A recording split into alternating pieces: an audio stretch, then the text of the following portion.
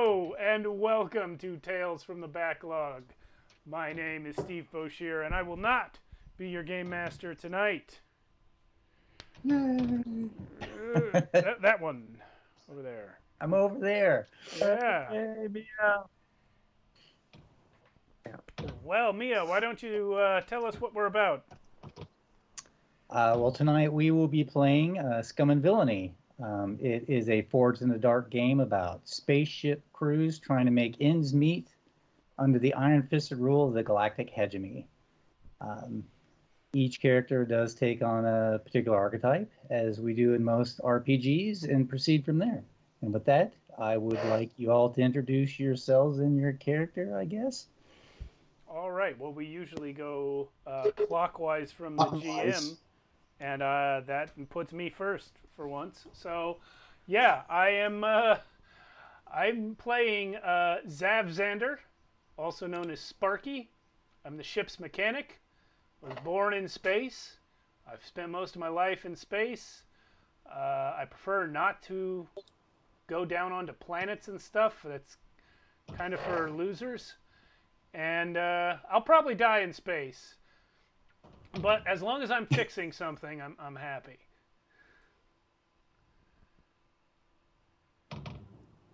All right, that's it for me. Let's go this way. I'm Lisa. I'm going to be playing Life, and Life is a Xeno mystic. So Life does not interact with people very much because Life's philosophy is more about the way than about individuals. So Life will be working with the crew, but is kind of detached in a way, but is extremely observant and studies everything. Do you need anything else? That'll do. All right. Hey, that leads to me. I'm playing Kirby, the Pink Devil. I'm a space ninja. And apparently the captain of this ship or something. Hey. All right, and I'll be playing Ace Baron. He goes by Red. Prior military. He got out because he had a problem. But apparently, they don't like it while you fly drunk. But he is a speed junkie. He likes to push his vehicles to the limit because you don't know where the limit is until you find it. And so, therefore, he likes to fly fast and hard. So be prepared for a bumpy ride. So what you're saying is you're not a leaf on the wind. That covers everybody, right? Yeah. Yeah. No, I think he's going to be more of a Fahugu guy, and just everybody here needs to go to the limit. Yeah. Everybody to the limit. To the limit. And Ace talks with his hands a lot, right? Like he's often describing how he's flying, so he often is using his hands to talk and describe. He uses heavy gesticulation. Yes. He's a pilot. That's what pilots do. Oh. Look there, guys. While they're piloting, I'm going to do this. Don't you need your hand on the stick? No, I'm good. We're going to go over here. The stick's fine. Don't worry about it. I've completely disabled the controls every time Captain Kirby walks onto the deck there.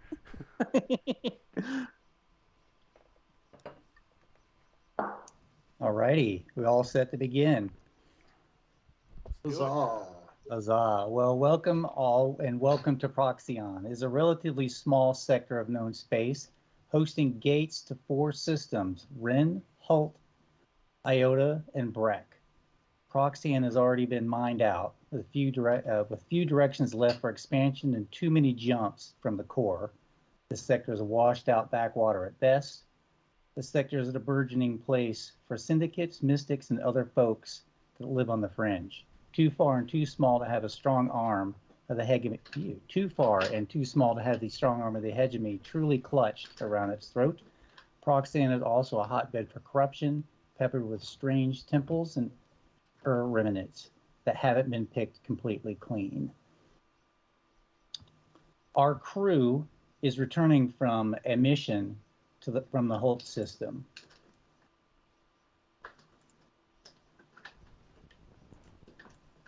Where are we returning to? You are flying back to Warren after delivering equipment and supplies to a small independent mining colony. On board with you is the brother of Zokar, the man who hired you. His name is Zahid and is a pleasant enough fellow that shows an intense interest in your ship. The flight to the colony was incident-free, but as you were approaching, there was a heavy windstorm. Ace, tracking their landing beacon, you line up for your final approach. An indicator light on your console flashed a warning. Just as you were coming into land, a maneuvering thruster power relay blew, and due to the strong winds, the ship lurched abruptly off course. Please give me a helm check. Under a risky situation. Yeah. We get the rules right here. That will be yes. I know I want a standard effect. With a standard effect. Mm-hmm. All right. And do I get any bonus dice? I don't think. Let's see. It's a speed. If you roll to resist consequences of piloting. Well, that's not consequences of piloting, is it? Yeah, it's just a straight helm check in. All right. That's right. Okay. All right, and that is a you rolled a 1 and a 5. 5 right. being a partial success on that. As the wind buffets you to the side, you're coming close. You're uncomfortably close to the colony's communication beacon, and you adjust course and give me one more check. All right. Another helm check. Yes, please. Yep. All right. Risky. Standard. You come, again, dangerously close to the communication beacon, but you correct course and come into a landing without knocking it over. Nice. All in a day's work. Yes. And the system that blew,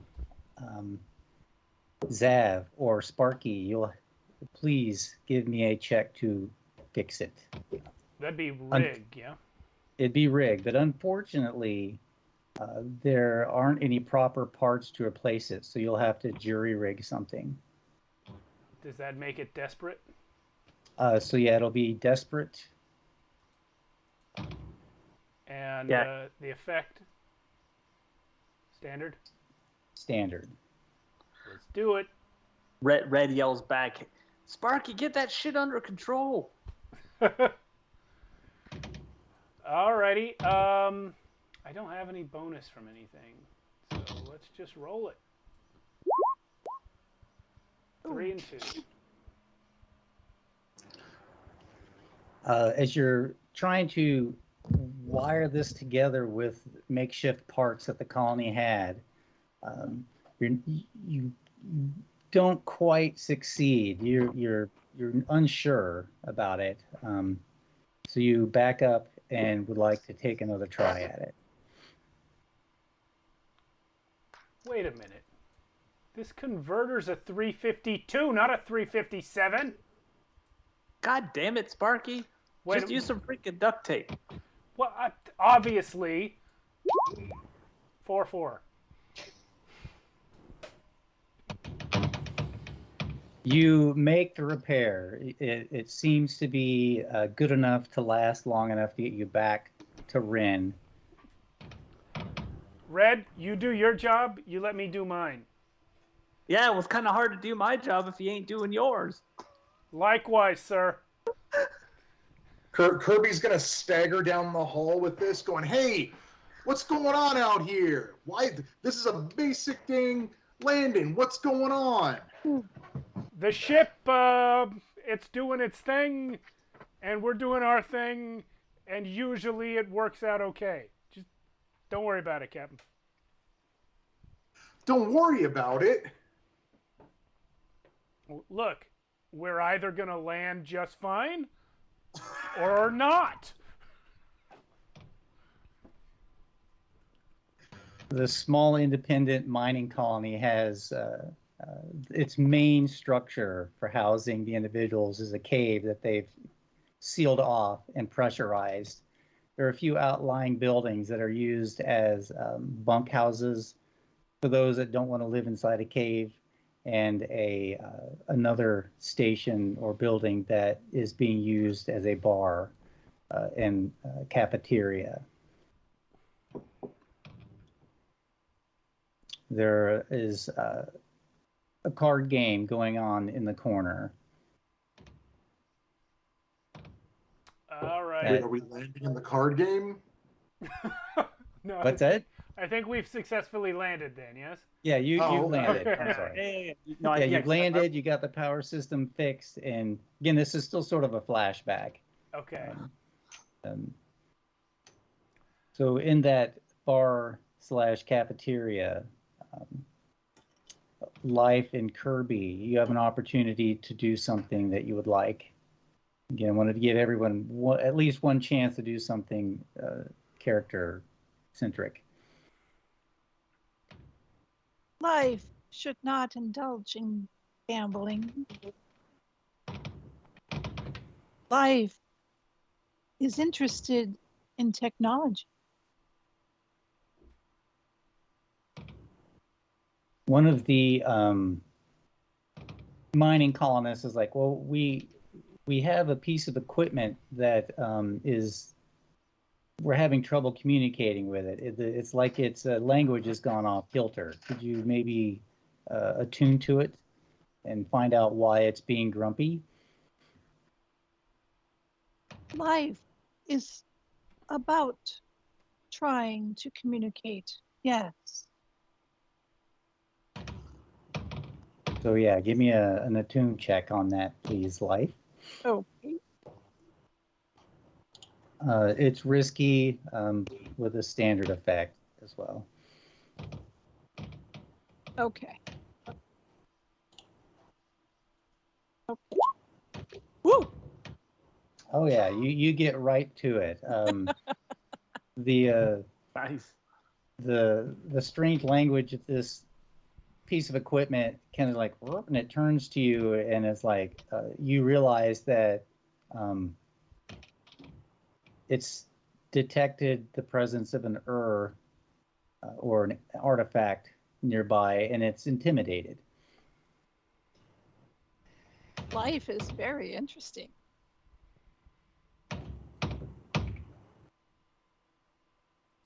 So I am able to communicate with this thing? Is that how it's working? Or Yes, you Okay. can speak with it.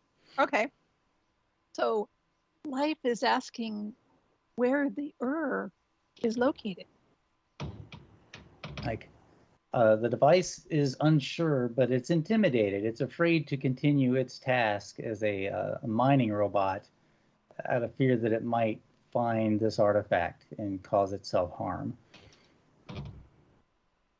So what Life would like to do is convince the artifact that, or the device, that if Life is able to find the artifact, that Life can protect it from any dangers from the device, or the artifact, I should say, or the device. You can reach out with the way and see if you can isolate the location. Okay. And down the location. Okay. Yeah. Another attune, but it's kind of desperate. So it'd be a desperate with limited effect. Okay.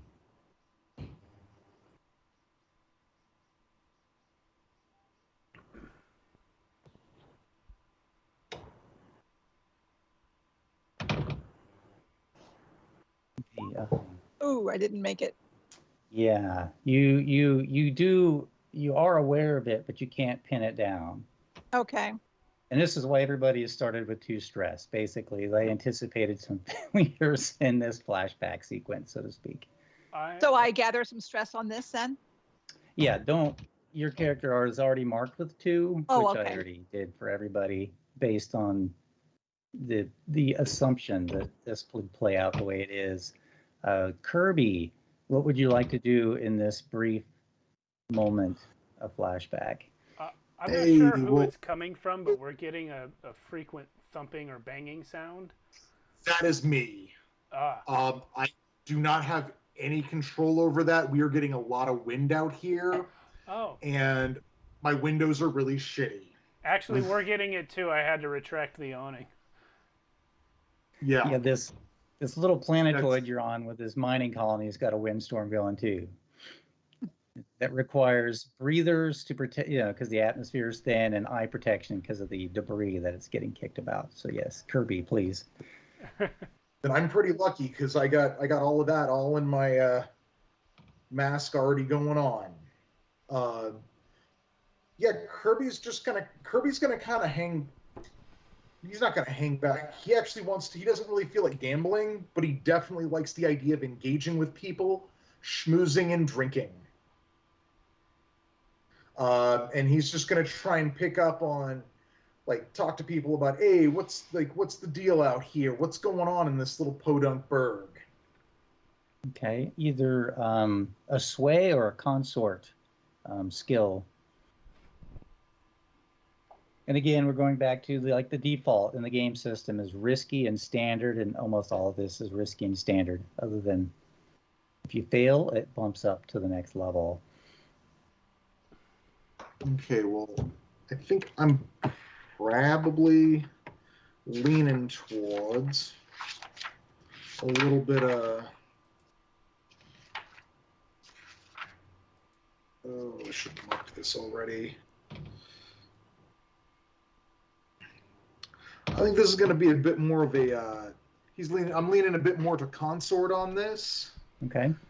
Like, he's just trying to, like, schmooze around and get ideas on what's going on out here. Okay. So let's pretend if I click on this, it'll do something. This is risky. Standard. Or, yeah, risky, Risky, my bad. controlled, or desperate. The standard effect. And then standard, okay. Yeah, I don't got none of those. Ooh. No. No. Badoy! Oh, Oh, nice. Okay. nice. There's a young woman who's hanging out in there, who's basically like enjoying herself, kicking back, keeping to herself, but she sees you mingling with the others, and she comes over to strike up a conversation with you. Like, oh, hey, I want to thank you for delivering the equipment and supplies for our colony. My Hey, mother it and was I, nothing except for, whatever recompense we're making from it. well, I assume my brother Zokar hired you to bring that stuff, as he is our primary benefactor back in Rin on Warren. But yeah, my mother and I are here, and thank you for what you've done. Hey, you're welcome. What else is going on out here? Oh, not a whole lot. I mean, my mother and I came here because, my brother Zokar is involved with the syndicates, and he's concerned for our safety, so he sent us here. So yeah, I miss the nightlife of Warren. I miss going to the Nebula. I miss seeing my brother. And my brother Zahid will be flying back with you, of course, as he's only here to visit. So. Those are relatable misses. Very much, very much. So thank you again. And then we will transition back to our flight back to Rin. You are on your ship.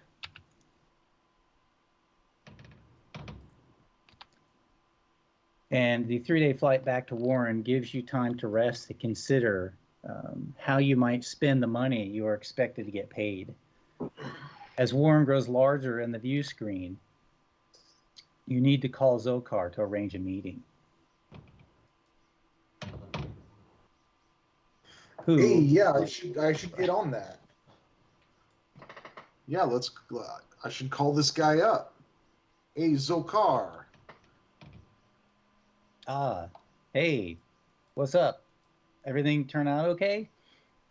My mom and Everything sister all went right? smooth. Smooth as Segalian silk. We even got your brother coming back with us. Oh, that's good. That's good news. I'm glad to hear that. How about you all meet me on platform 327 in the Casperian district? Hey, Ace, you hearing this? I read you loud and clear. Then we'll see you there. Ooh, that looks like a clock.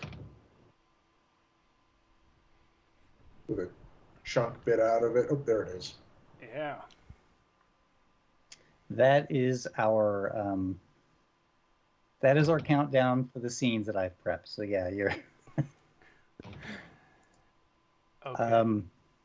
so yeah, Ace, just give me a very like controlled flight to land on this platform. All right. So it's a controlled. All right. In the pipe, 5 by 5. Nice. Yeah, as you fly in and you're coming through there are of course lanes of traffic flying through, and but there are also drones and delivery vehicles that just kind of like do their own thing with their artificial intelligence, and they just fly in front of your ship, and you just sort of glide safely and approach the platform and land nice and easy. And as you come down to land, you see Zokar standing outside. Nearby is his personal shuttle, and there are 2 people standing outside with him. Do we recognize these people? Just Zokar. You don't recognize the other 2.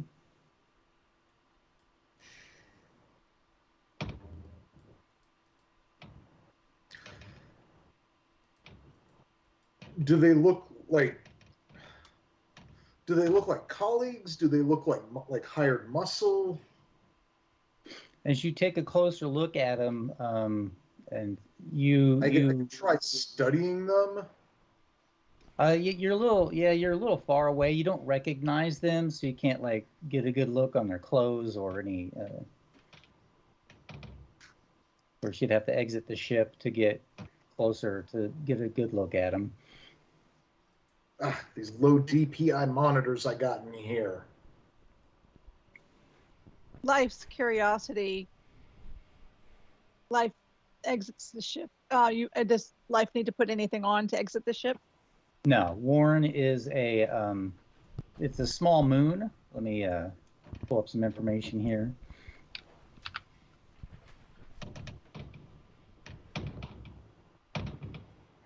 Warren is a small moon that has been encapsulated with an entire civilization. Kind of like Coruscant in Star Wars. It's just the entire moon is Got it. a cityscape with a breathable atmosphere. Do the people that are down there they are recognizable to Life as well? Yeah, you recognize Zokar, but not the other 2 standing with him. Life will approach Zokar. Life greets you, Zokar. Do the others follow Life off the ship? I don't. I'm sticking around trying to fix things. I'm not comfortable leaving the ship. I'll basically only do it if I'm going gambling, which I'm not just yet. Yeah, Kirby follows at a not a respectable distance, but at like a fashionably late distance. Ace stays on board. Ace sits in the cockpit, and he's got a plastic triceratops and like a velociraptor. He's just making them fight. Nice. As I'm walking down the gangplank, though, I tap into our shared communicators and go, "Hey, you mooks, keep an eye on these guys for us, eh? We don't know them." Yeah. As you come Does our ship have? Sorry, what was it? Oh, I was going to say, does our ship actually have any weaponry on it? You've got like forward-firing cannons. Do we? Okay. Yeah. All right. So Ace will just kind of have his hand on the stick, just ready to, if he needs to, he'll just use the ship's firearms if possible. Well, I mean, you can also just keep me informed of anything what's going on that I might not notice at first. Okay, Roger, sir. And then he goes back to playing with his dinosaurs. Zokar's brother Zahid, of course, disembarks, and he's like, "Hey, brother," and they exchange a hug, and it's like, "Oh, mom and sister are doing great." He kind of looks at you, Life. Zokar looks at you, Life, like, "Okay, nice to see." And he kind of like nods his head, "Nice to see you." And then as Kirby comes down the ramp, he's like, "I've got your creds right here," and he like holds up in his hand, and you can see the cred strip. It's the 3,000 units, the 3 cred that I promised you. Good. It was a good run. Bringing family back's always nice. And Kirby's gonna reach for that cred and take it if he can. Oh yeah, he freely gives it to you, and he's like, "I've told the boss about you, and he wants to meet you in person, all of you.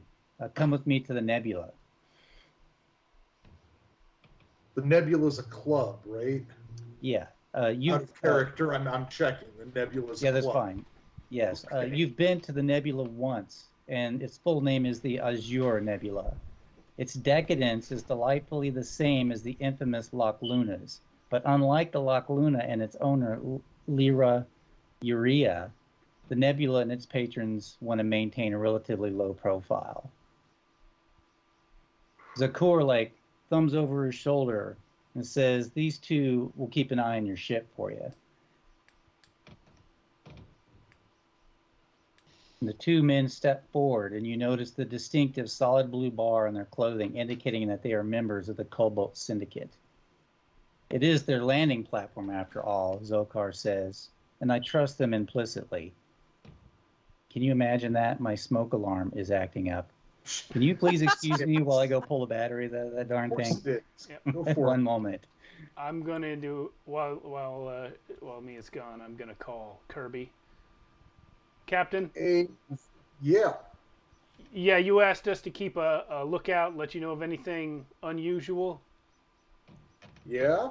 Yeah, be advised, Ace is mixing dinosaurs from different geological periods. Also, we are out of duct tape. Repeat, out of duct tape, sir. Hey, well then you can pick. We got paid, so you can pick some more of that stuff up.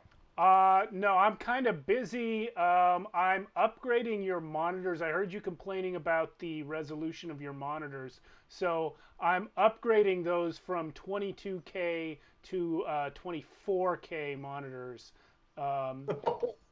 Basically, yeah, we're basically. Gonna get the gabagoo. Well, you see there, when you get those things, they come with black tape around the edges to keep the displays from breaking in transport, and you actually never removed the tape. So I'm giving you back about 2,000 pixels by taking that tape off for you, sir.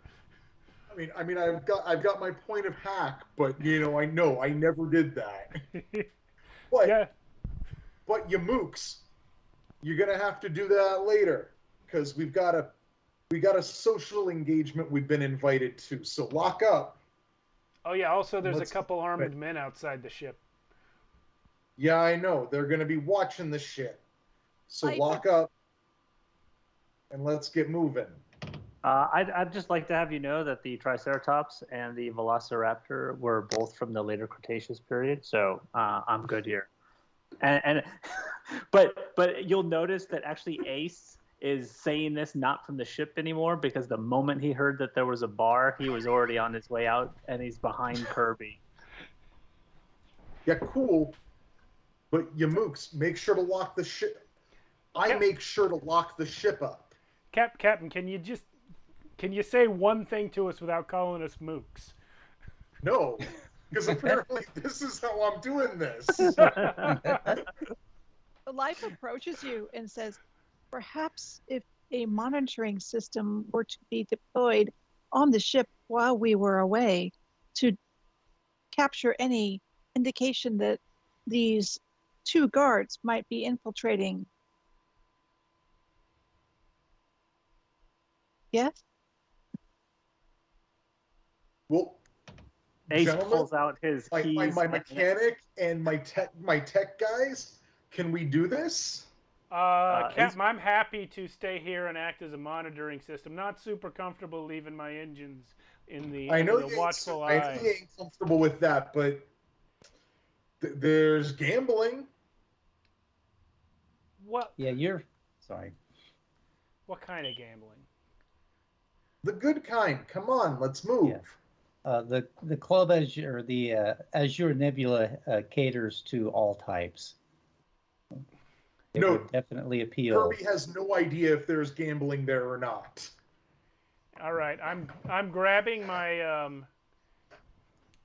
my big like plush dice that hang from the ceiling of the engine room, but actually contain my my AI data scanner, and I'm going to take them down and just hang them around my neck, as I always do when I begrudgingly leave my home and go out into a planet. You are familiar with the Cobalt Syndicate. They are once a labor union. The Cobalt Syndicate has turned to smuggling and extortion to carve out shipping lanes and have, to flex their muscles. So, okay. See, at this point, Steve, I feel like the ship is actually Sparky's, but Sparky's not comfortable being like the captain. Yeah, I mean, we can do that. I kind of feel sort of the opposite thing, that like any ship that Sparky takes residence on, he takes ownership of in spirit, even though he doesn't actually own anything. No, I like that too. Hey, so are we following what's his doodle or whatnot, or is he expecting us to just get there on our own? He invites you to travel with him on his personal shuttle. Does his shuttle seem fancy? It's not like a limousine or anything like that. Yeah, maybe like a Lincoln town car versus, by comparison. Those things are big. You get Life is looking somewhat irritated. Life says, life does not wait for things like this. Life must move on. We're already in motion. What with the rotating of the planets and the planets expanding in the universe, everything's always in motion. And just landing here on Warren has upped your heat level. Oh. I mean, we even got a beep for it. Yeah, I don't know where that's coming from at this point. Is that on our playbook, a heat level? We have a marker for it on the screen here. Mia has given us a handy little heat counter right there. As you board his ship, again, I assume you're going to go with him, all of you. Oh, yeah. I'm just examining the ship itself and basically ignoring the people on it. So yeah, he flies you across the district into a new district, and sets down on a rooftop pad. As you step off, I'm losing that thing in the background is going to make me crazy.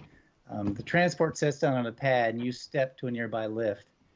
Inside, Zokar presses a button, and you travel several levels down before the Vader opens to the thrumming of muted music. Down the walk about 10 meters is another door with a blank pad. He places his hand on it, and it flashes to life, displaying a cryptographic keypad. Fingering the symbols with practiced accuracy unseals the door, and it slides to the side. You are pummeled with the pulsating percussion of the bass beats that were muffled moments ago. He motions for you to enter first. Is there a way that Life could have watched as he keyed into the pad? Yes. Mm-hmm. I would like that to happen. Yeah, if you are paying attention, you definitely see what he keys in on the pad. Okay.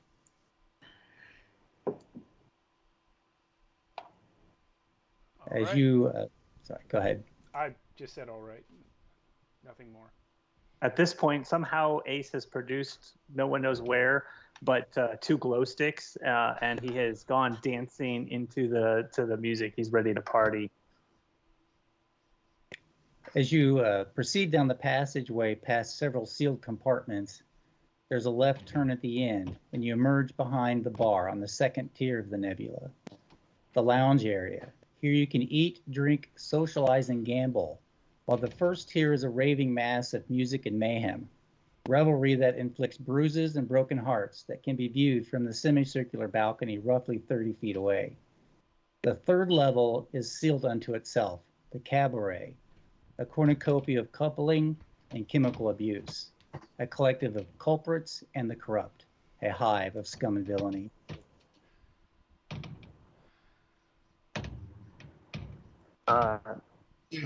This is my kind of place.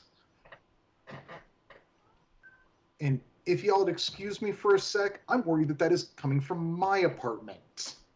Oh, the beep. Yeah. Oh. It could be. I keep hearing it in my ear, and I've already...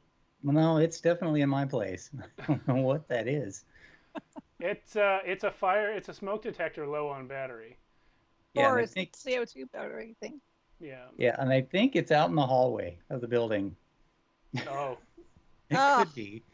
Oh, And those are, yeah. And trying to track those down is like trying to find a damn cricket in your house, right? Where it only chirps like when you're away from it, and then Yep. like trying to triangulate.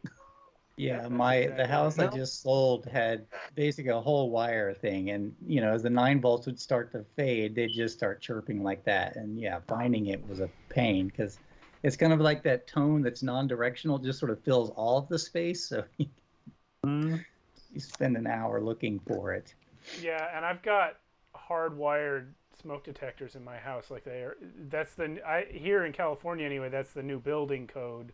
Well, new, but that's the building code that they have to have actual power going to them. But they still need the 9-volt batteries, and they still chirp when the batteries are dying. And I'm like, why? Yeah, right. And of course, they don't build like an automatic like recharger, so you can't just put in a 9-volt that's a rechargeable one. Just Yeah. Yeah. So Ace is just determined. He's determined to get himself into a stupor, but he is just like stuck between in what way. Like, does he want to jump into the mosh pit first? Does he want to get drunk? He can't decide. And I have gone upstairs and found someone who is amenable to gambling on weird stuff. And I've pointed out Ace, and we are now betting on how soon he will drop one of those glow sticks on the dance floor.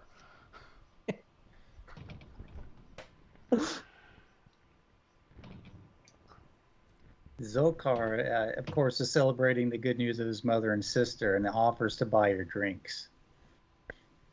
And he kind of sits down at his own table. All right.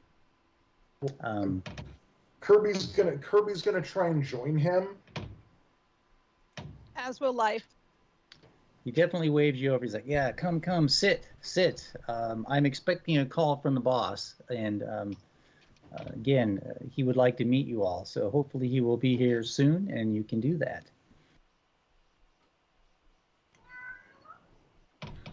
Well, if he doesn't get here, if you don't get here soon, I can't guarantee Ace will be in any sort of state to be met. But we'll do what we can. If you're going to indulge in your vices, you may do so at this time. Definitely. There is a mechanic on the sheet for rolling that to relieve your stress. As you each do have 2 stress, you could reduce that. Do I have an artifact or something to play with? Is there something available to me?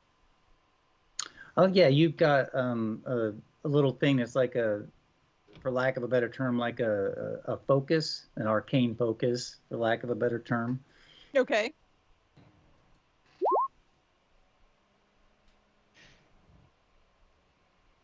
All right, so Ooh, that's not good. No, not good at all. No, Ace. Hmm? I think Ace just overindulged. yeah, I think that's how that works with that. Relieve your stress.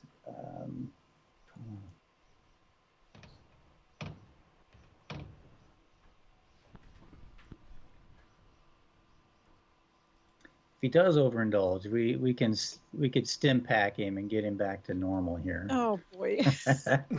Oh no. At this point, you've noticed like Ace is 2-fisting it, and Oh you wonder for a sec where his glow sticks are until you realize they're like in his drinks. So he's like dancing with his drink, sloshing all over. And which means I have broken even on my bet.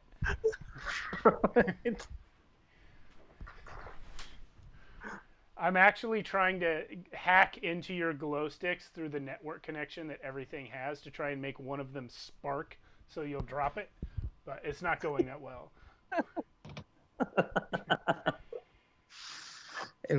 As the time goes on, Zokar does get a call.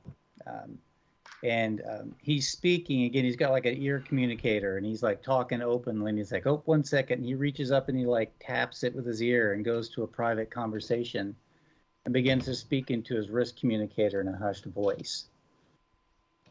Moments later, he's like, "You'll excuse me for a moment." He gets up and disappears quickly.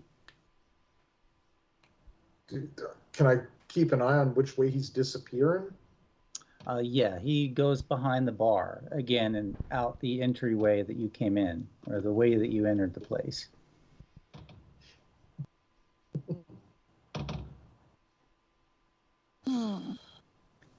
And while Zav is like doing what Zav is doing, you hear a voice, "Hey, you, minuscule." A voice comes from behind you. We define you. Zav. Ah, Okay. I will turn around. Yeah. You just say, otherwise they're going to poke you on the shoulder. No, As you turn around, you are met with the massive Manish. His pitch black eyes are fixed squarely on you. He says, "I recognize you. You bumped into me yesterday and stole my cred." The tentacles on his head rustle as he takes a step forward. His bluish skin takes on a purple tone in its anger. Behind him is a green-colored Manish female who moves with him, staying close.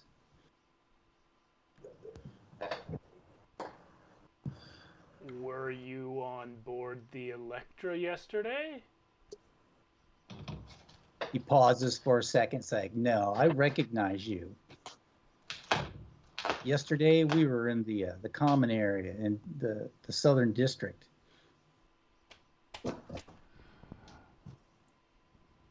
The Southern District of the Star Dancer class ship, the Electra, which was not on this planet yesterday, because that's where I was. Although not in the common area, I was actually in the engine room for most of the day. Attempt to sway this guy. I- Kind of desperate.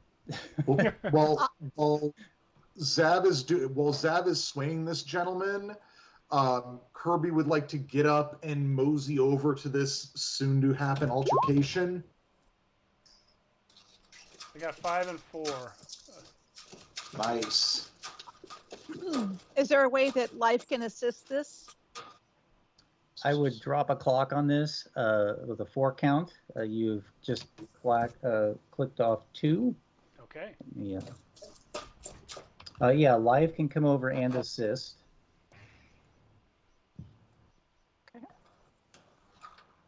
Yeah.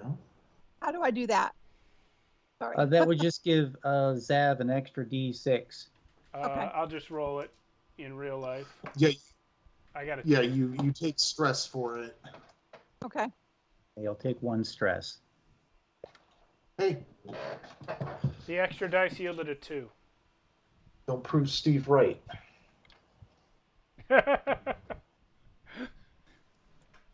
So you have partially convinced me. Kind of pauses for a second, and in that moment, you get a good glimpse at him. Each of these 2 has a knife sheathed at their waist. He wears a vest with a tattooed chest exposed, and his arms ripple with muscles as his fist clench. She wears a matching vest over a red tunic, one hand fisted while the other rests on the handle of her knife. So just for the mechanic for overindulge, it says I have to take a rash action, talk big, or I disappear because I'm lost. Should I decide that now? Yes. You're looking for your rash action to be fighting this guy, aren't you? Well, because it says reduce stash by 4. I'm trying to remember the mechanic, or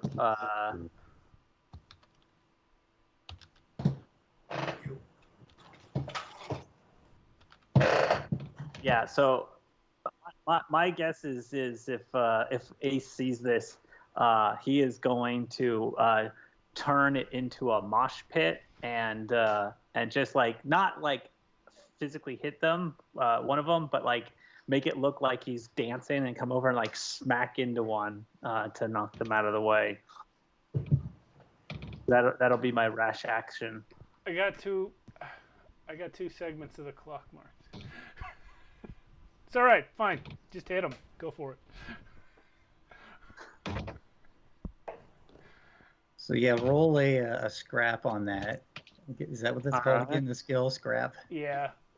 I actually have a point in scrap as well, so if this does come to blows, we might be okay.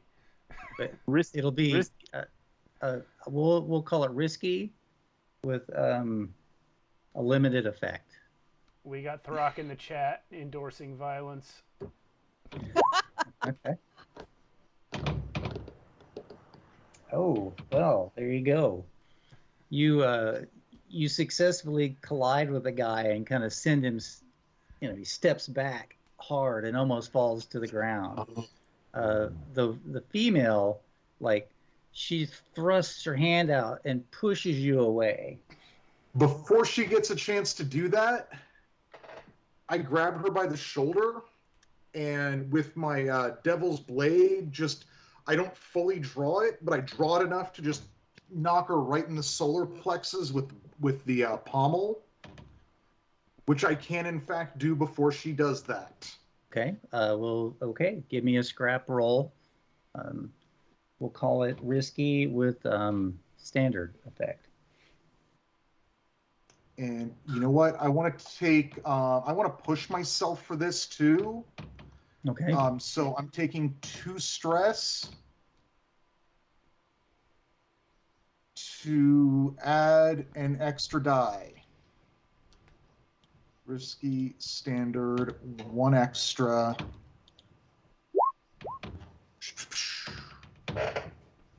Oh, I'll take that. That third dice was nice. That's perfect. Nice. You definitely get her to back off. And she's like, wait. We don't want any like bloodshed. As she, was the one holding her knife, Hey. basically. You don't want any bloodshed, then you need to put that cutter away right now, little missy. And the other, the male, he kind of like staggers over and he like looks at Ace and he looks at Zav, and at that moment, Zokar emerges through the crowd. He's like, "Hey, break it up, break it up. What's going on here?" Ain't nothing going on here. Just these two Goombas trying to start some trouble. It was just a case of managing it. mistaken identity. The Minish man is like, he looks at Zokar and he's like, all right, fine. And he looks back over at Yuzav, is like, I don't know about that mistaken identity. You better watch your back. Okay, well, before too much longer, I'm going to be back on the ship and off the planet. So, have a good night. Sorry you ran into some guy. I know humans all look alike, but, we're used to it. He shakes his head, and the tentacles on his head rustle, and he turns, and the two of them walk away. Zokar pulls you close. He says, "Y'all want a big payday?" Yeah. Well, Define big. Well, now that depends on how well things turn out, doesn't it? I'll give you 1,000 units, 1 cred up front, and more once you finish the job. Again, Which define is- more. Define job. Well, I need you to go to Sakara's Salvage and Serviceables and be stealthy about it. Once they approach the building's back entrance and say to the vidcam, she was afraid of heights, but was more afraid of never flying. And then use code 12589 to get inside to meet your contact. Say that code phrase again. I will drop it in the Roll20 chat. Afraid of heights. She was afraid of heights, but she was more afraid of never flying. Okay. Thank you. Life is curious. What is the objective?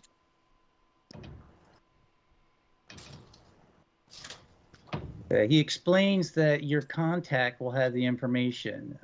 All I ask is that you do what they tell you, and when you come back to me, and if the information that this person has, and if you are able to retrieve more information, then you will definitely get a good payday. But he reaches into his pocket and pulls out the one credit, the 1,000 unit piece, and hands it over.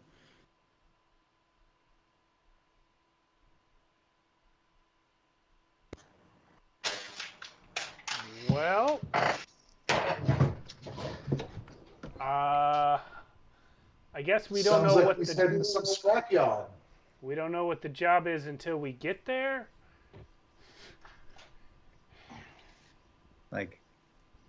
I'd rather not discuss the details with you here. There may be prying ears. Fair enough. I just want to know one thing. You're not trying to take the sky from us, are you?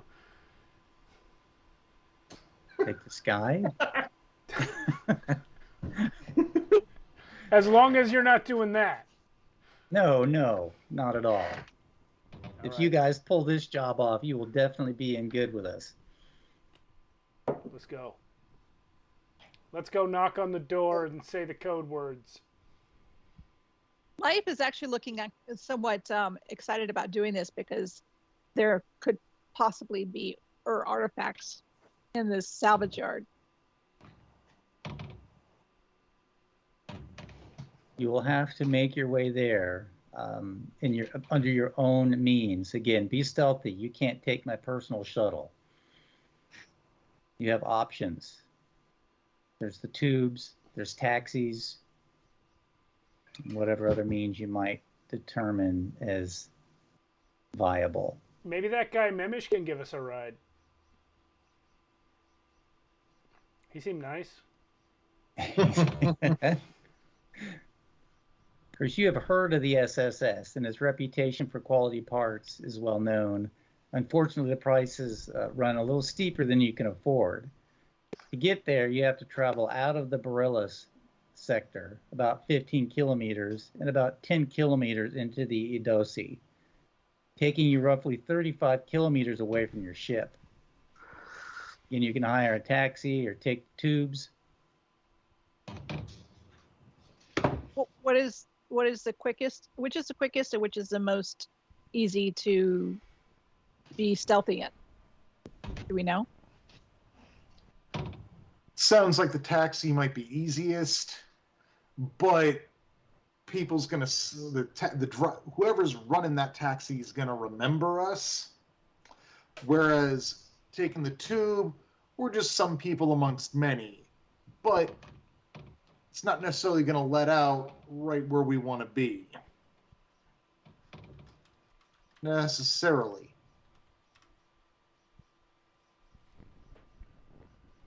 Is this junkyard where Slice can be found? He's one of my contacts, a junkyard owner.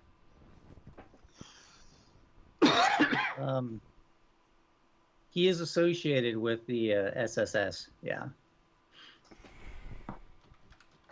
Okay. So is it reasonable that I would have been to this spot before, or would I probably not? Like, is there like a big network of them? Then I've probably met him somewhere else. I would say if you ventured far enough out onto Warren, you would have visited this place. Okay, so I might have been there. Yeah.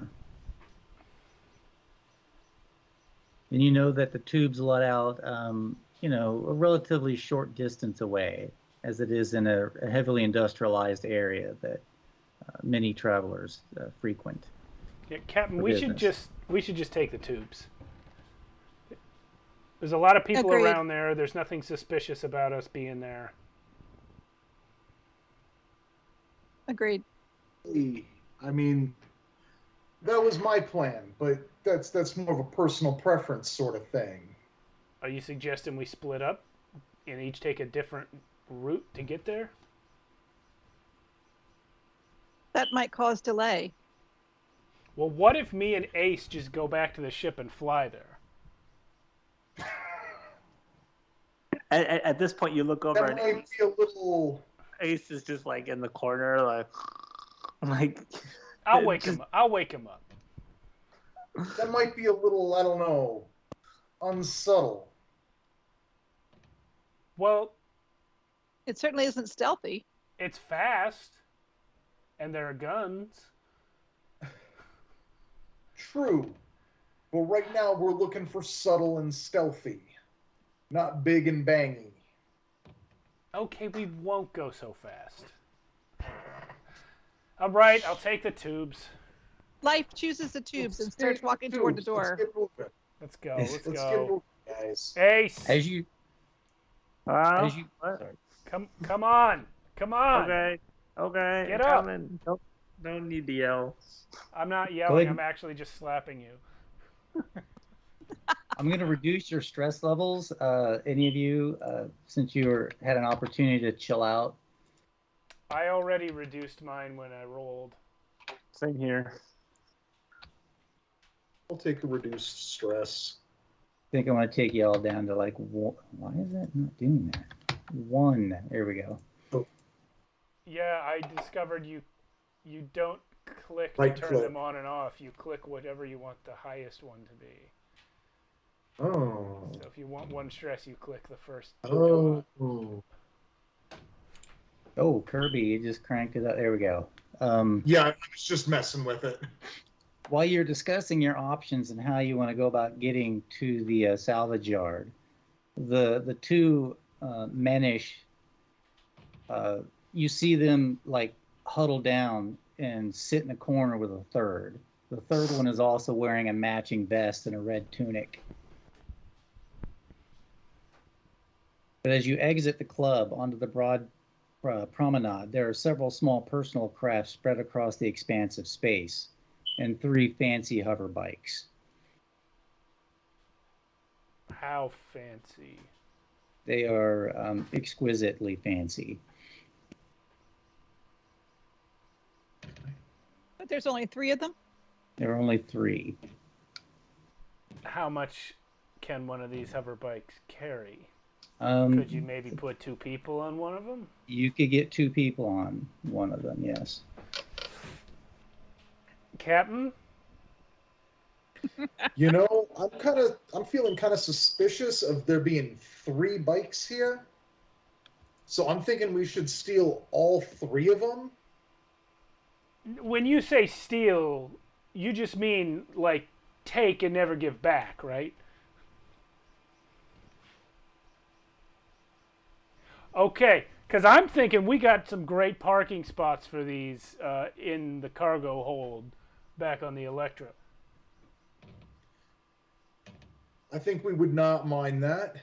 We could free up some space in there for these. All right. What I would like to do, if I could use my hack to disable any security features of these bikes before we just take them. Well, I'd like to assist with that to make it go a little faster. Okay. Do you have an asset or an ability to assist with that, Kirby? I have a hack rating of 1. Okay. You can like look over Sparky's shoulder while. Well, I mean, since we're trying to hack 3 bikes, 2 people doing it should work faster than 1 person doing it. But I'm assuming Sparky's better at it than I am. Yeah, I have 2 points in it. Yeah. All right, so his assistance will give me an extra die. Are we doing, what's our position here? We'll call it risky Okay. with a standard effect, yeah. Risky standard and that 1 bonus die. Ah. Ah! Oh, nice. You're able to hack through the system of. Well, I haven't rolled yet. Oh, I'm looking at someone's scrap. My bad. Yeah, sorry. There it is. There we go. I couldn't get my mouse to stop dragging the roll thing around. Yeah. Ooh. Well, you know what? Let's take that anyway. Yeah. There we go. So you partially succeed. The first bike you like successfully hack through it, and the second one you're most of the way through. Okay. Do we want to do another one to try and get rid of the rest of that? Is it still risky standard? Yes, please. Now, when you assist, do you take stress? Is that how it works? You do, yes. Yeah. Okay. On stress. Yeah. So does Kirby take stress twice for these 2 rolls? Yeah, I'd probably have to. I'm assisting again. I'd have to take another point of stress. Take another point of stress, yeah. Okay, 4, 4, 5.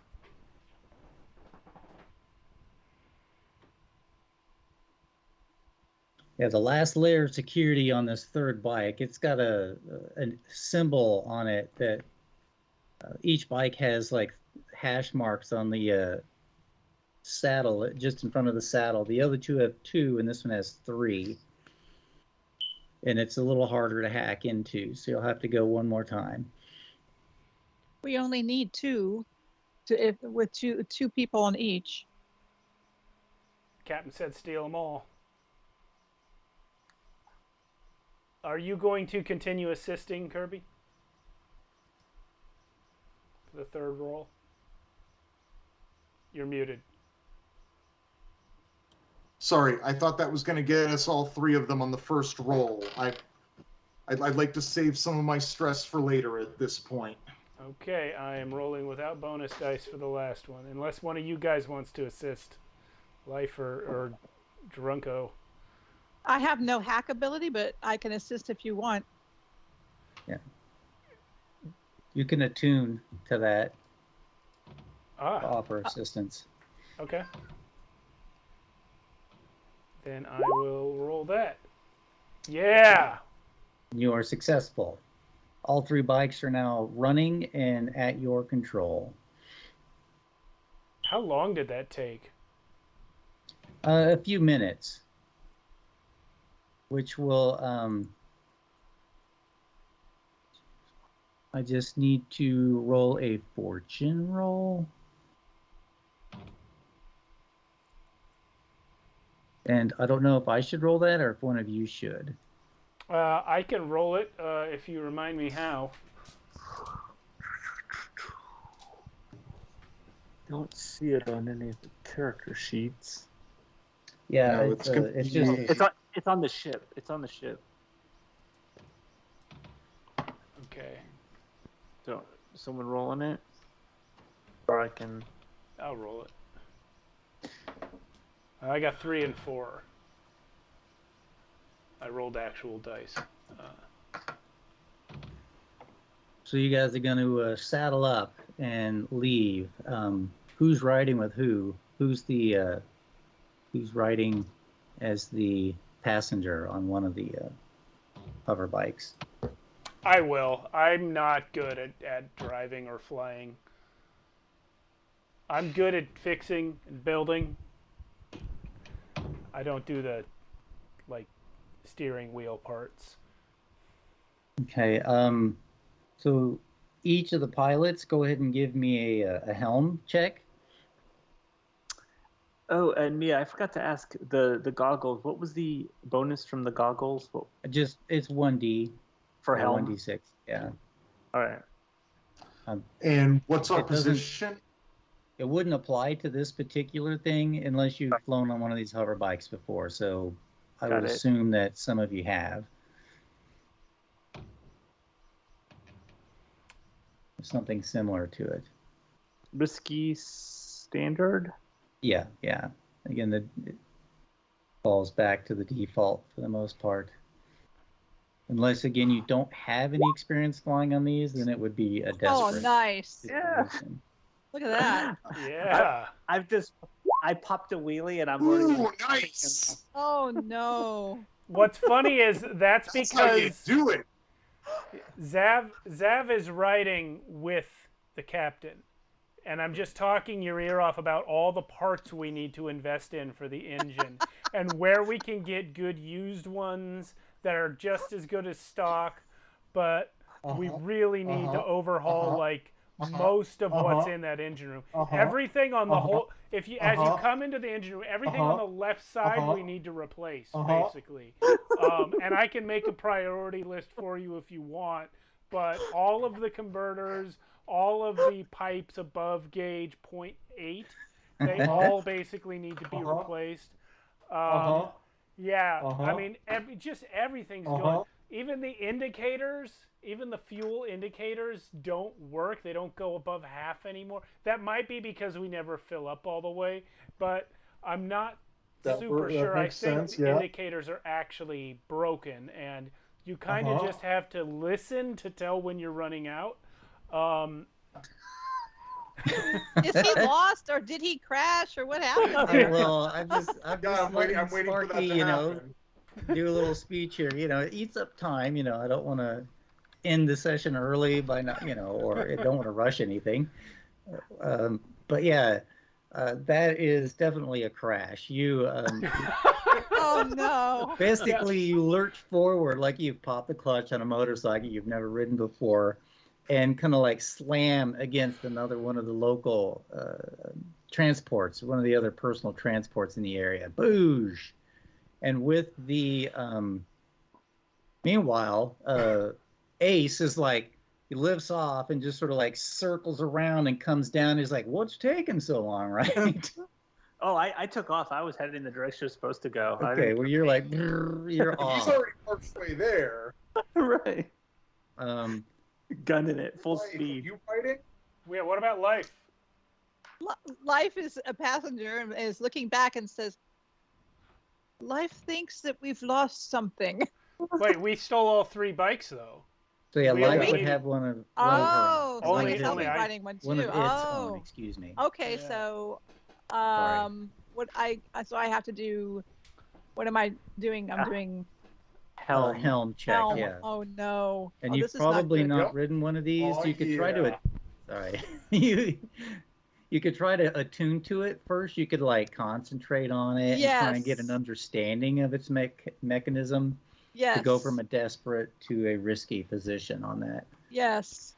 So attune to it first. Yeah. Awesome. Oh yeah, That- you tune to it rather well. Yes. Okay. And now I hit helm. And Or- helm. And as you are taking the time to attune to it, yeah, Kirby and Sparky kind of like do their little crash and burn. So we're just I'm dead impressed now, with how right? much of that like speech you got out in like the 5 feet we traveled. Oh. I was waiting to be interrupted with some information about how we were gonna die, but Yeah, it's all good. I would have The, kept No, I'm going. just assuming you literally got all that out in that like 5 feet it took us to crash. No, some of it was as we were flying through the air. Okay. Uh-huh. Anyway, So- we're dead now. Yes, no. Life is able to get a pretty good control of the one that Life is on and Okay. kind of hovers up into the air. As the other two kind of like crash and mash a bit, each of you will take a harm for that. As like you bash into it, you take a severe bruising, no broken bones or anything. But it slows you down. And as you are like getting up and it's kind of the hover bike sitting there just like and it's bent and it's kind of busted and scratched up, the 3 Mimish emerge from the club and they're like, hey, those are our bikes. Well, you Yeah, I figured that, you wanker. seemed like you wanted to fight before, so I thought maybe we'd give you a good reason. Stealthy. You will now the opportunity to quickly scramble. You don't need to do a scramble roll, but jump on that bike and get out of there with a desperate rating. Okay. What would I roll if not scramble? Just you get basically you climb on it, and then whoever's piloting it at this point will have to do their helm check again. I think at this point Zav no longer trusts the captain to fly the bike, so I'm gonna, unless he wants to Yeah, fight me over it. You pilot this time. Okay. I'll ride on back. Desperate standard. Yes, please.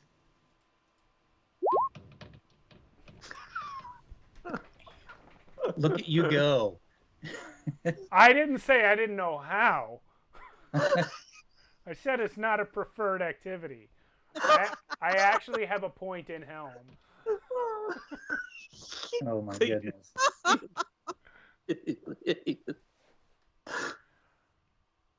We're gonna do a barrel roll as we take off on the damaged hover bike.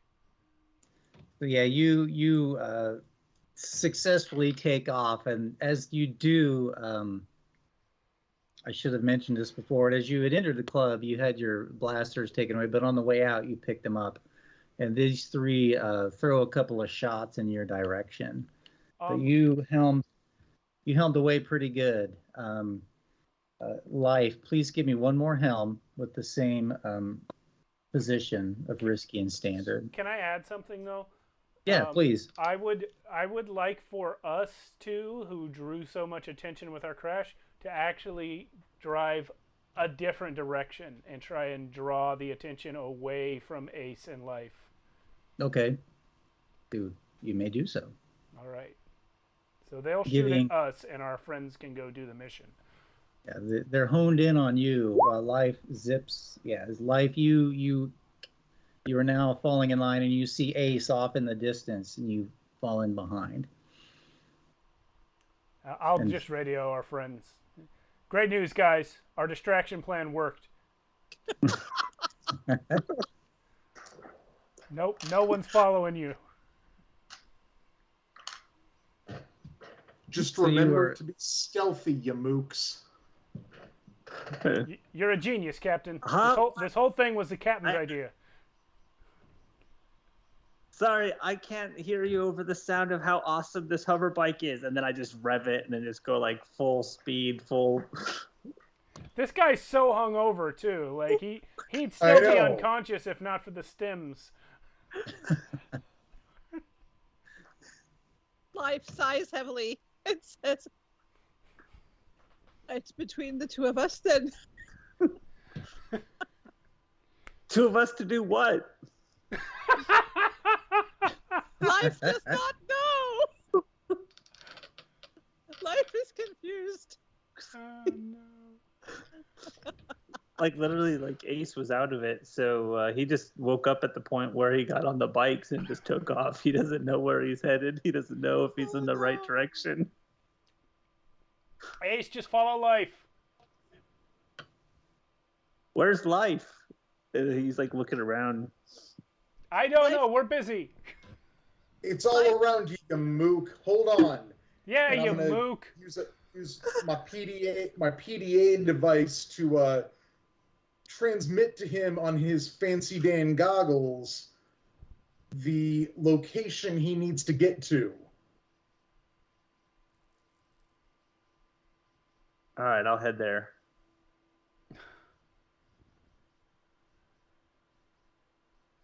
So you proceed to that place, and you I don't know, at some point you all kind of like gather there.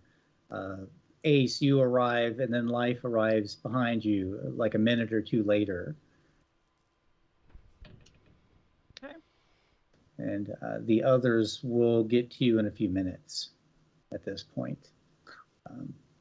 The salvage yard spreads out in a rectangle at least 120 by 150 meters. An industrial building eats a quarter of that. While you await the arrival of the others, you see the dregs of Warren, crashed out in the streets, revelers stumbling and tumbling their way down the streets in the scattered light. And you continue to wait for the others, and they do eventually arrive. And you have arrived. I like it. A ribbon. So Sparky and the Pink Devil have now joined you outside the salvage yard. Is this a good break point? We're pretty close to our usual break time. A little early. Can we go just a couple minutes more, unless you guys want to? No, yeah, it's fine. I just felt like a natural break point to me, but you know what's coming, and I don't. Yes, we can proceed just a bit more, and then we can break. Yeah. All right. So you step up to the bid cam and say the magic words. Yeah, I'll say them.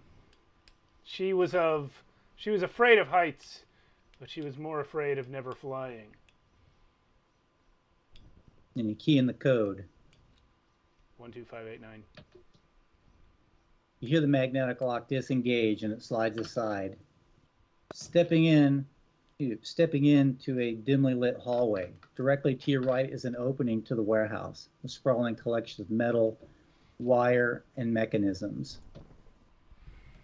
You hear a door along the wall slide open. The light inside casts a shadow into the space ahead. Out steps a woman. She wipes her nose with her right hand and beckons you forth with her left. As you approach, she backs through the door, and inside is a bank of security monitors with live feeds of the warehouse and the surrounding area. On one screen, you see the feed of the Bond network, which is like the bounty hunter network. She notices that it has caught your eye, and she shifts her weight to block the view of her face and the crawl of text beneath it. Now we can break. Oh, all right. Well, thank you everyone for watching. If anyone is watching, I don't actually know. Thank you, Mia, for the game, and we'll be back in 10 minutes. I have 9:52 here in California, so we'll be back at 10:02. That's how math works, right? Cool. Thank you, everyone, for letting us take our little 10 minutes without screaming at us incoherently in the chat. But Joshua went to bed, so I guess that's not happening tonight. All right, so we left off just heading to our little gig here. Right, again, to back up just a hair, the young lady retreats into a room, and you follow her in, and there are security screens that with feeds from the warehouse interior and the surrounding area. On one of the screens, you see the familiar feed of the Bond network. She notices that it caught your eye and shifts her weight to block your view of her face and the crawl of text beneath it. Citizen CI 187211, Ardeen Vittoria, wanted by the Guild of Engineers for minor infractions, 500 units. She looks you over and says, Zokar told me you could get me off Warren.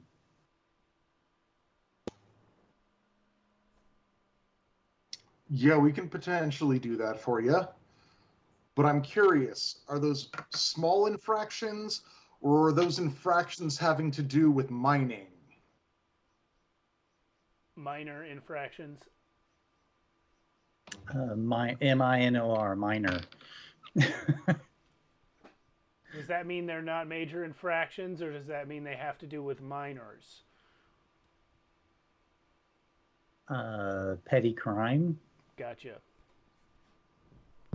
So, Sparky is actually just leaning around her, trying to look at the screen more, like not hiding it at all, just completely unaware of the body language here, that she's doing this on purpose. So what kind of heat are you bringing down on us? About 500. Having stolen those bikes, we're going to tack up your heat 2 notches. Good, good. They seemed like the kind of scumbags that would call the cops. Let's be bad guys, right? Yeah. So can you all get me off Warren or not? I am the job. So Life walks up to her and mimics her, how she rubbed her nose on her sleeve, thinking it's a greeting. Her eyes are puffy and red, and she wipes her nose again with the back of her right hand. She's obviously been crying. So and Life does the same and says, Life greets you. Life can help you. And looks back at the captain like, yeah, right? It'll keep. Hey. I have a question. Yes. You said get you off world. Then what? Where do you want to go? If you can safely take me to where I want to go, we can acquire more information that will be of value to you and to others. We're going to have trouble taking you. I mean, I'm not the pilot. That's Ace's job. But I'm pretty sure we're going to have trouble taking you where you want to go if we don't know where you want to go. That's required information, right, Ace? I mean, I could just fly in any direction if you want me to.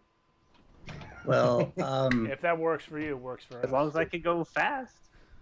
Let's just say that we'll be flying out towards the, for lack of a better term, I don't know if there's one that would be suitable in the game, the Orc Cloud of the Rin system. Okay. What? My partner and I located a crashed ship, an ancient ship, and we were able to access its database and download part of the core before a security system activated. And we got out of there before it could kill us. We don't even know what the security system was going to do, but The ship was crashed on what, like an asteroid? yes, in the Oort cloud. That's like all the little tiny ice particles at the very far edge of the Yeah, system. asteroids and planetoids and Cool. Give me the coordinates. I'll get us there. Life's eyes get very wide at the word ancient ship. Like, yeah. And red eyes gets wide when he hears the word asteroids and Oort cloud, because he's just imagining flying through that shit, and he's happy. and well, She Zokar and I, can't see Kirby's eyes, but Kirby's. So what kind of payment are we looking at here? Sparky's leaning into the captain and saying, Captain, if we can find a crashed ship, that means spare parts. Spare parts is good. Ancient could mean artifacts. Also good. Yeah, we gotta maybe do some finagling to get them to work with our systems, but it's better than nothing. Maybe free. And nothing in life is free, but sure. No, this is Let's true. see what we can find, eh? I have nothing for free. Life has nothing for free.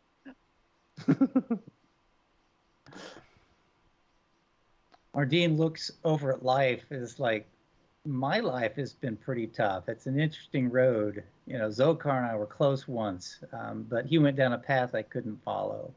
But here I am calling him to get me out of a tough bit of business. Who's after you? You know what? Never mind. We don't need to know that, right, Captain? I mean, I'm sure we'll find out soon enough, right?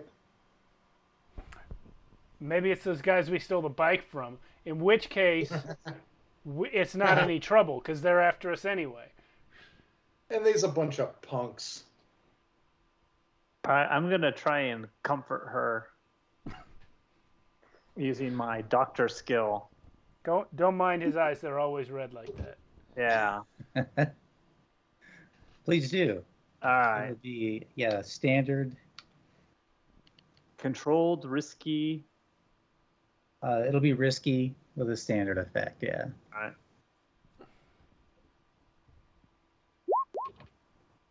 Oh dear. Oh dear. Your bedside manner's terrible. Yeah. Are you all surprised by this? Yeah. Do you say anything in particular to her? Yeah. Life is like an asteroid field, man. You just never know what you're gonna hit, man. So it's just okay. It's Man. Life looks down. I see no asteroids around here. No. I mean, not. No, life. he's saying you're like the whole field. You won't see the individual asteroids Then because Perhaps- you're all encompassing. perhaps we should move so that asteroids will not destroy life. And using the asteroid fields and life as a metaphor, she's like, yes, you're right. Trying to navigate through an asteroid field is like life. Unfortunately, my partner collided with an asteroid, and it's just me now. Ouch. Was he too tired after the crash, or? Well, I'm not sure if you're trying to be metaphorical there, but mayhaps we should you want to get to this crash, right? Yes. That's where we're taking you, right? Correct? Yes, sir. All right. Well, Yeah, Yes, Go ahead. Sparky? I I say let's just go. Okay. Life wishes to move away from the asteroids. Don't worry, Life. You are the asteroids. The asteroids are you. Would any of you like to take a brief moment to look around the inside of the scrapyard? See if there's any. Yes. I'm gonna check her office out. Oh yes, scraps.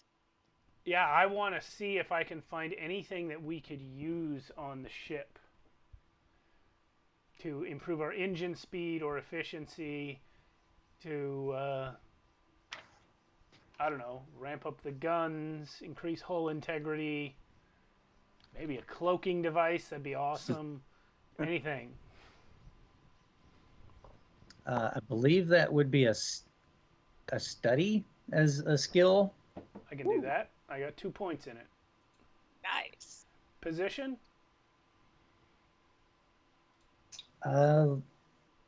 Controlled. You've got a moment of time. You're just kind of like milling about, taking your time with a standard effect. Okay.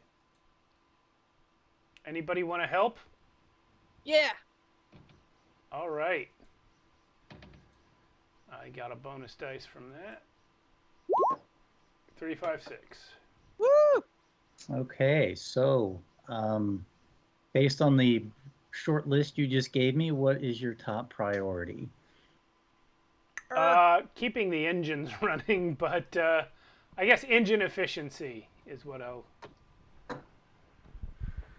You find an engine module that's relatively heavy that you can attach to the power supply to increase its efficiency, which would then give it a little extra bump in its speed.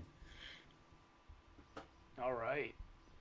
Captain, make shift go fast. Hey, make it so. It would take two of you to carry it. That's all right. Life Captain is- and Ace can carry it.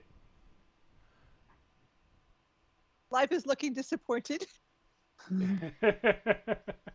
What No was- artifacts. No, it's just a junkyard life. People don't put artifacts Sparky in was junkyard. hunting around for that. Kirby wanted to just kind of keep an eye on this, what's her name? And just try and get a read on her from, like, while we're waiting for Sparky and Life to find stuff out in the junk. Her name's Ardeen, and yeah, go please. You can consort or I was leaning more towards study. okay, study works. And again, with the risky and maybe limited effect, she seems to be a little bit of a closed door.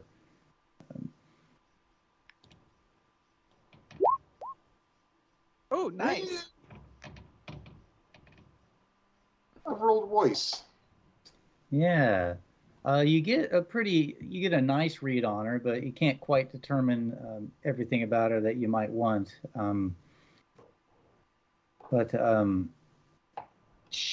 Looking her over, you see the emblem from an organization. I don't think I added it to my notes. That's brilliant. The Zandari, the Zandari Institute. It's one of the local institutions on Warren that works with engineers and such.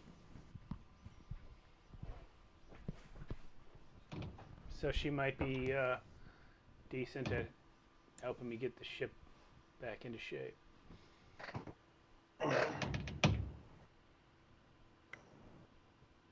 And she kind of fidgets and is nervous as well, Kirby.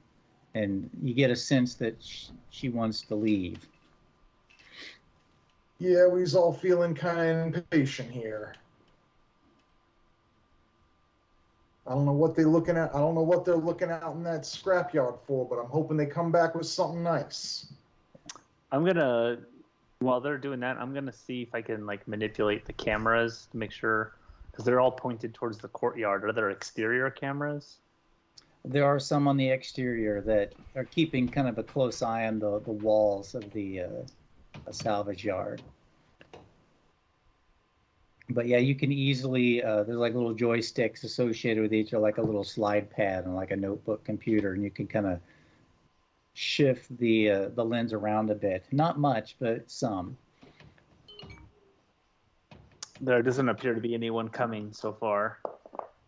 Yeah, also drop a study on that as you are studying the screens to see if anything unusual is out there. Yeah. All right. Risky, controlled?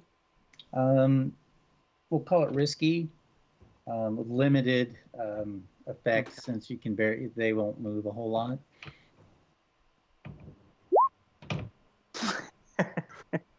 Oh dear. I broke it. You broke it. Oh dear. You oversteer a couple of the cameras, and they kind of creak into place and are stuck. So yeah, I'll walk away like as if like it was broke when he found it. Zav's having like twitches now. Like he wants to fix it, but he knows that they're gonna leave and they don't have time, and it's not his job, but he wants to fix it. Duct tape. We're out. We're out. I told the captain we need more. You find some duct tape. You know, you're in a salvage yard. They got tools and duct tape. And, Nice. I'm taking all the duct tape and all the tools and the engine Oh my module gosh. we found. Well, not maybe. I mean, all the tools, anything we can carry, in a toolbox. Okay, you grab up some of the loot, so to speak, and grab your engine module, and kind of like there's like a small hover platform that you can load it on and push along. I never robbed a junkyard before. It feels wrong, but also meh. Good. The security cams don't show anything unusual outside, the ones that are still working, other than, again, the typical dregs of Warren littering the open-air streets and the revelers that are stumbling about. So, guys, do we take the bikes? Do we take the tubes? How do we want to get back to the ship? Well, how do we get the part? Is the part going to fit? Yeah, we've got a thing, like you said, we had some sort of like hover pallet we could put that thing on. But yeah, it's only like high enough off the ground to like move things around. It would, you could tow it behind the hover bike, but you wouldn't be able to like get up into the air on the hover bike. You would have to stay close to the ground. Yeah. We can manage that. Well, Ace is like, well, yeah, given how well you managed your bike before, and he kind of looks over at like your hover bike that probably has a big dent scraped down the side. Let me pitch something. We needed to be stealthy about coming and picking up our passenger. We don't necessarily need to be stealthy about being a ship that pays a visit to a junkyard for spare parts. What if I just go, I'll take the tubes back, me and Ace, we'll bring the Electra here, and we can make a big show out of loading this spare part onto the ship and not make a big show out of picking up a passenger. Ooh, and we can like have her in a compartment underneath, like in all the movies I've seen, on the holovids I've seen, right? Where like they smuggle the person out, like on the cart. In fact, this module has a large hollow space right here. Clunk, clunk, clunk. Pop it open. It's like not really big enough for a person, but it's close. Yeah, you could stash tools and things in it. Yeah. What do you think, Captain? Sounds good. All right, you guys wait here and don't get caught, I guess. Ace. Nope. You want to come with me? I'd really rather not fly the ship. Sure, I'm ready. Let's go. All right. Should we take the hover bike back, or? I feel like we should probably avoid the stolen hover bikes if we're avoiding attention. Agreed. True. Okay. We can leave the hover bikes in the before we go, I guess we can roll the hover bikes into the scrapyard as if they were always there. Well, yeah. Also, they'll be like payment for the stuff we took. Yeah. Perfect. So, how many of you will actually exit the building to retrieve said hover bikes and bring them inside? Ooh, I don't like the way you asked that. I don't either. One. I mean, I just figured we'd wait till the ship got back and we'd work on it from there. Well, we're gonna have to go outside either way. Yeah, I think me and Ace are going out to go to the ship. I'm not personally worried about bringing the bikes in right now. We're just going to the tubes. Are the bikes no longer a priority? Life asks. I mean, they never really were. Yeah, it was just something They we were kind just of kinda stole for there. fun. I'm not really sure why we stole them in retrospect. No, you explained it fully and completely because it seemed like a fun idea at the time. Yeah, there you go. I dangled the bait and you took it. Yeah, that's what happened. But in game, I don't know. Life's head tilts in confusion. So, Okay. Sometimes we just do stuff. This is the way. This is the way. This is the way. This is one of the ways. Well, Life sees. Yes. All right. Are Ace and I able to get to the tubes and back to the ship without incident? Okay. As you exit the building to proceed to the tubes, the two of you are caught in a blinding bright spotlight that floods the immediate area around you. Hi. And you hear over a shout, "Give us a girl, and you won't be harmed." Life. Someone's asking for you. Life's a girl, right? I am an asteroid. No, Life, you're an asteroid True. cloud. It's Oort Cloud, not an asteroid. Life is an asteroid. No, you're mini asteroids, Life. Also, This is ice true. particles. This is true. Come out. They're asking for you. Life So if goes we're out. still inside, can we see what's shining this light on people from the junked up security cams? You do see a group of people standing in a shadowy area with the spotlight shining. Are they just Out people front of them. standing on the ground with a spotlight? As you hesitate and call back for Life to step outside, four figures enter the edge of the light, their features concealed in the excess lumens. So are these just, you said these are just people on the ground with a spotlight? Not like up in the air? Not up in the air, no. Okay. They're on the ground. Hey guys, can you like point that light elsewhere? It's kind of bright. It's hurting the old eyeballs. They do not dim the light. It's You like, know, oh, sorry, go on. they're like, "Where's the girl?" Well, I called her. She's coming out. You know, if you put a little logo on that and point it at a cloud, you might get a superhero to answer. Then you can find whoever you're looking for. You hear the confused voice is like, "What are you talking about?" I don't know. What are you talking about? We're just trying to go get our ship so we can load up this part we just bought from the junkyard. Life wants to study the situation and see what is the best way to approach it. That would Okay. be smart. Take a moment to contemplate. Yeah, Zav would like to continue just bullshitting for the rest of his life. Life can be short. I don't know. You're pretty tall. Asteroids are tall, yes. Depends on the asteroid. Am I doing a study or what am I doing? Yeah. You could you'd be better off maybe doing an attune roll. Okay. Get a again, back to risky and limited effect though.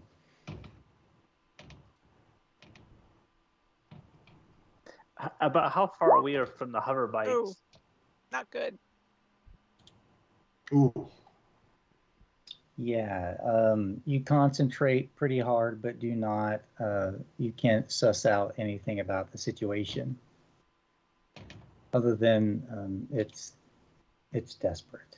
Do I take it? Am I taking a stress for that at all, or? Yeah, 1 stress. Okay. I will step out, and Life will step out to draw their attention away from what the others are doing, and Life will offer, like, hello, you are searching for life? Well, you're stepping out. Like, I see Life stepping out. I turn to what's her name, say, just stay here, hunker down. And I want to try flanking this group of people with my stealthy ninja skills. Okay, yeah, skulk it out. I would like to skulk it out. Her name is Ardeen. Ardeen. Thank you. So that is going to be you. What's my position? We'll call it risky again. That's the default with a standard effect. Yeah. Okay. And someone was asking how close you were to the hover bikes. They're just parked relatively close to that doorway that you came in. All right. And I'm going to be using, how many bonus dice did you say my camo robes would give me? 1. Okay. Camo Like a 1d8. robes. That's interesting. Well, it Like was an a camo active suit, but he wears like these voluminous robes that are usually kind of pink and purple, but You're like the Lando Calrissian of guys who say mook. See. somewhat middling. Yeah, you are able to skulk and get outside the building and are making your way around to where they are at. You may do another skulk for me, please. In the meantime, they're like, leave the girl, and we'll give you 2,000 units. Leave Life? She's worth way more than that. She helps us all the time. Not her. You know who we're talking about. Ardeen. I don't know Ardeen. This is Ace, but he's a man. Life would like to try to sway them to think that the girl is no longer here. You may do so. Give me like a. It's desperate with a standard effect. Kirby, you have successfully flanked them and have. You can see that the 4 people in the light. There are 2 others behind the light that couldn't be seen. There are 6 individuals there. Do I recognize any of them? They're nondescript, just kind of wearing like street clothes. Just look like the average person. Okay. You can see that each of the 2 of them have heavy blasters in hand, which are typically illegal, and the other 4 have just standard hand blasters. Life, you.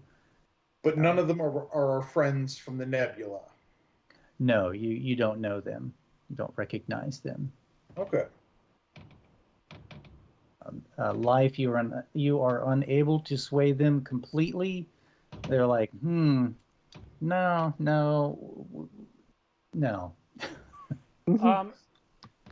So I have an idea, and you can tell me if this is possible or reasonable. This being the future, I assume everything is a smart device. And everything has internet connectivity. I was thinking of trying to use my fuzzy dice to hack their spotlight and turn it off or make it overload. I feel like a sort of like overload software worm is something I would have ready to go in the dice, and I could do at like a touch of a button. What do you think? Yeah, go right ahead. Just do a hack on the system. What's Again, the position? We're just gonna still call it desperate. These are armed folks. It definitely is desperate. I'm literally definitely just a desperate maneuver. At gunpoint. But with a standard effect. Standard effect, okay. And again, kind of like these rules. Setting these are an interesting concept for me too. Haha! 6 and 6. Nice. You successfully hack into the system, and it's so successful that the light starts to emit a high-pitched sound and is about to blow. Oh, geez. All right. The moment the light goes out, Ace is running towards the nearest hover cycle. And I'm hopping on the back behind Ace. As that thing overloads, the 6 individuals dive for cover. One of them lands relatively close to your feet, Kirby. Well, as the light goes out, they start to dive for cover. Like whoever is closest to me is getting cut down. Yeah, the light explodes. It overloads so rapidly that it explodes, and the one right at your feet just kind of like pooh, and you hear the air knocked out of him as he hits the ground. Yeah, no, I'm gonna start cutting people down now. Like they're disoriented. Scrap him. Yeah. Oh yeah. Totally scrap him, and everyone else hustles for their bikes. Yes. I need to ask a question. How large are these devices that are overloading? It was like a spotlight, not a big one, but it had a nice hefty power supply, but it was sitting on like a tripod. The people that were running away, you said they were running toward the group or away from the group, or they just basically dove for cover. They scrambled a little bit away and jumped just as it exploded. How far away did they jump from the device that exploded, or from this light? The 4 that were in the light, since they were in front of it, ran semi towards you, so they kind of closed half the distance before it exploded and knocked them off their feet. Okay. And if life is able to determine that the device is about to explode before they are able to get too close, I would like to use my kinetics to grab the light and put it and push it near them before they get too close to us. Basically draw it towards you guys. Okay. But more toward them than us. Okay, so yeah, doing a tune as you do that. Kirby, go ahead and slice and dice. At what What's position? my position in effect? We'll call it control because he's right at your feet.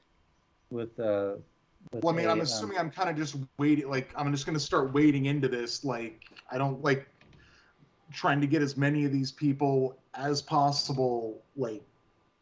While they're still disoriented. Okay. The one at your feet will it's again controlled with with a great effect. So just don't roll a 1. Well, if they're already at his feet, then I'm not going to do that.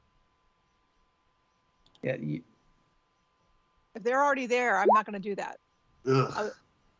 That was awful. My intent was to do it before they got that far. You can still go ahead and do that, Life. it kind of all happens simultaneously. So I see. Okay. What's the input value for position for mine? uh, risky, Risky. Okay. with limited effect though. Got it. And Kirby, the one at your feet, you hack into nicely. The light kind of like tips over onto the ground. It doesn't move as far as you would like, but it falls down, and in the process, it blows up, and they all are scrambled to get away from it. Okay. Kirby has now successfully killed the one at his feet. Captain be And there are murdering 5 people remaining. back there, Ace. What was that? Said the captain be murdering people back there, Ace. Ace is, if we've got on the hover cycle, Ace is going to go full speed, and his goal is to get to the ship to bring the ship back as fast as he can. This isn't super relevant to this situation, I think, but we got harm from the crash earlier, and I just realized I don't have marked what effect that has. I put bruises from crash. Does that give us any sort of debilitating effects at all? It lessens our effect. Yeah, it's just it wasn't so bad that it's affecting you in a bad way. Okay. Just a note that you got I just bruised up. asked because there's a space for that on the sheet. But, yeah. All right. So Ace, Sparky, you jumped on behind Ace as he took off? Yeah, after I blew up the light, I threw myself entirely at Ace's mercy. Ardeen, having watched what transpired on the security cameras, comes running out and goes to jump on one of the other hover bikes. Oh, I wish she hadn't. All right.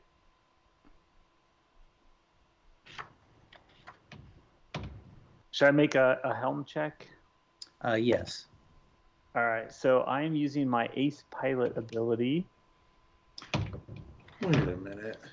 And I'm going to try and take the fastest route back. So I am going to push myself and be a leaf on the wind with this hover cycle. I would like to assist him if I could. So I'm on the back of the bike. I'm gonna lean with him. I'm gonna try and anticipate his turns, and just like use my body weight to balance the turns as well as I can. Okay. All right. Well, that'll be another D. So I'm gonna get. All right. So all right. Let me click here. Okay. So is it? I assume risky, right? Yeah. Desperate. You're desperately. Oh, okay. Sorry. Desperate. Okay. And then standard effect. Yes. Please. Which with my leaf on the wind upgrades it 1. So does that go to great effect then? Yes. All right. And then I have 1, 2, 3 extra bonus dice. Here we go. Wow, Good. that's a lot of dice. It was a lot of dice. I wanted to be sure I got a 6. It was like partial, failure, success. But yes, you are rocketing down in there, and you feel the weight of Sparky, like as you are leaning and turning, and Sparky's right there with you and hunched over. The drift that you get in some of the turns and whatnot to avoid running into any of the drones and other personal craft that are flying about. And you are well on your way to getting to the craft, which is like 35 kilometers away, so it's going to take a few minutes.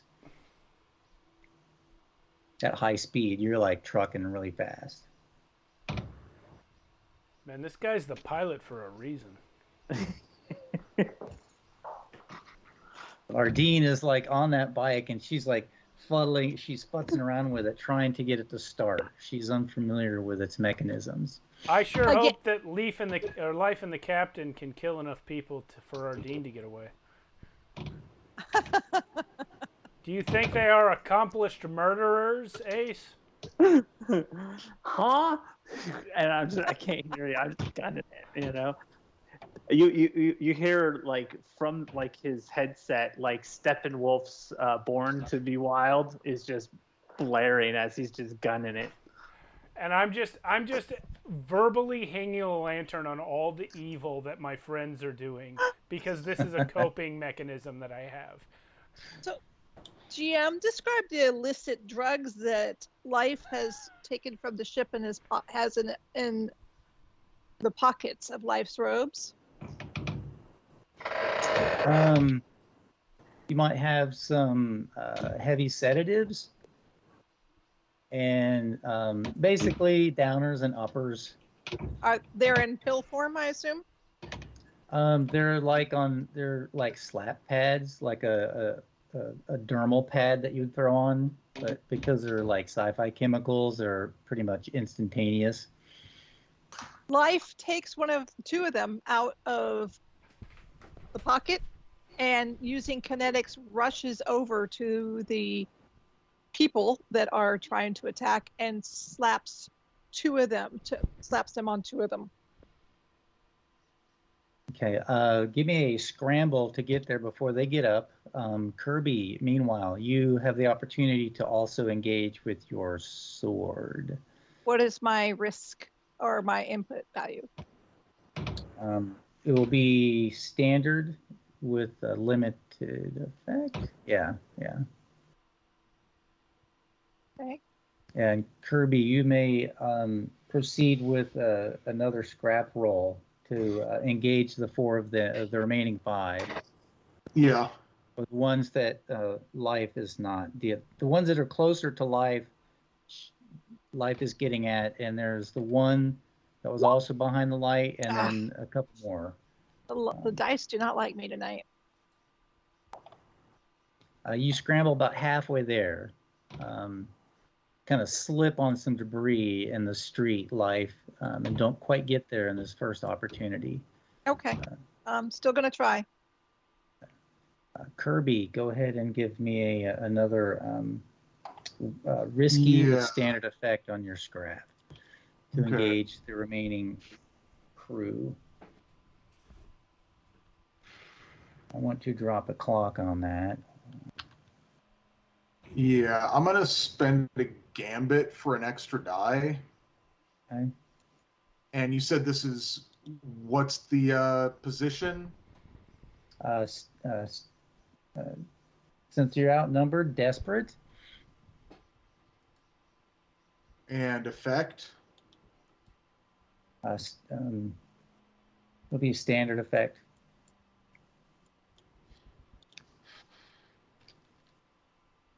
Alrighty, let's see what we got here. Ugh. Oh. Eek.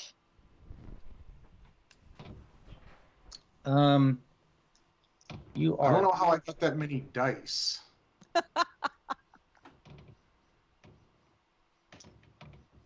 thought I just added one die to that. Okay. Yeah. Right. Even though that first four will have gotten you a partial success. So you do engage as they are starting to get up. You engage with one, and I just asked you how you lop off a limb or kill this first guy. I mean, just like slash him down. Okay. So yeah, you step in and you Ninja style. You're like, you bring it down and cut deep into his neck, and the blood oozes out, and he falls to the ground in utter agony. The other two jump up and fire their blasters at you. Life, give me another scramble to finish your approach and slap or actually just give me a scrap to slap those puppies on there. Slap those sedatives on there. Am I giving you a scramble then a scrap? Um, they've gotten, yeah, give me a scramble and a scrap. Okay, so Kirby, what's give me another scrap. position? You're still risky with Okay. limited effect. Okay. Likewise. You are, Oh, Jesus. Kirby, you are now at risky with standard effect. Since you've already chopped one down and it has intimidated the others. Okay.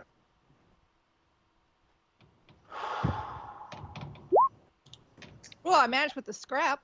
Yeah, as you Right. rush forward life, you sort of stagger and fall, but in that fall, you're able to slap one of those downers or sedatives, heavy sedatives, on one of the. But Got they it. get a blaster shot off on you, and you take a hit. Ah. Okay. A nice burn on your arm, so you'll have one harm. Okay.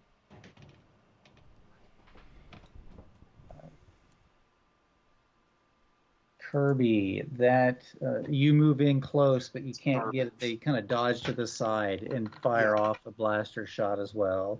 You also take a shot to the leg, a grazing shot to the leg, giving you a harm. Cool. I'd like to try and resist this harm. Okay, yes. I keep forgetting about that. Thank you for the reminder. Yeah. Oh, hey, look at that. I'm just not sure where to roll resistance. Oh, I saw that. You roll the attribute that you are using to resist. I know what to roll. I'm trying to figure out how to roll it in this interface. You click the name of the attribute, Insight, Prowess, or Resolve. Okay. Yeah, so it would be Resolve. I'm not. No, wouldn't it be Prowess because it's yes, physical prowess, damage? I'm sorry. Yeah. Mm-hmm. Okay, I got no bonus dice on this. Cool.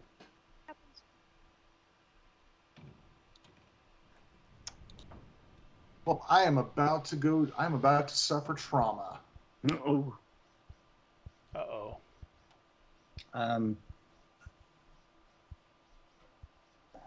Suffer 6 months.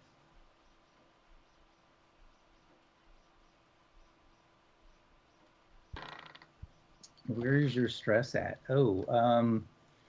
Yep.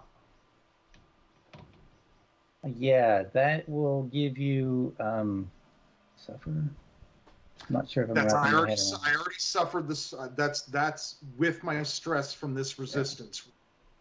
Okay. All right. Yeah, you still take the harm then. Yeah. Well, no, that's the resistance is going to reduce the harm, but I'm going to suffer the stress from the resistance roll. Okay.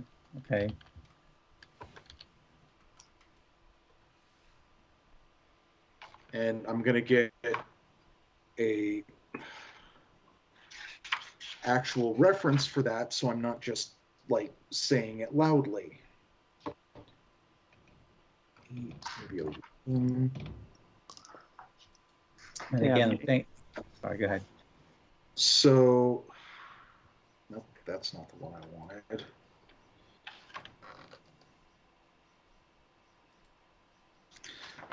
That's not the one I wanted. Are you looking for the resistance rules? Yeah. Yeah, it just says if you suffer 6 stress minus the highest Reduce or completely avoid the effects of the consequence. Suffer 6 stress minus the highest die result. Which is a 3, so you only take 3 stress.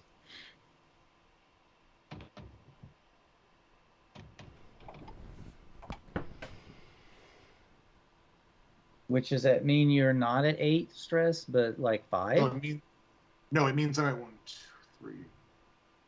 6, no, I'm at 8 stress, but the harm I just took is reduced. Okay. So if it was 1 harm, then that should alleviate that harm. Okay. But now I'm just super stressed out. You're just super stressed out. Gotcha.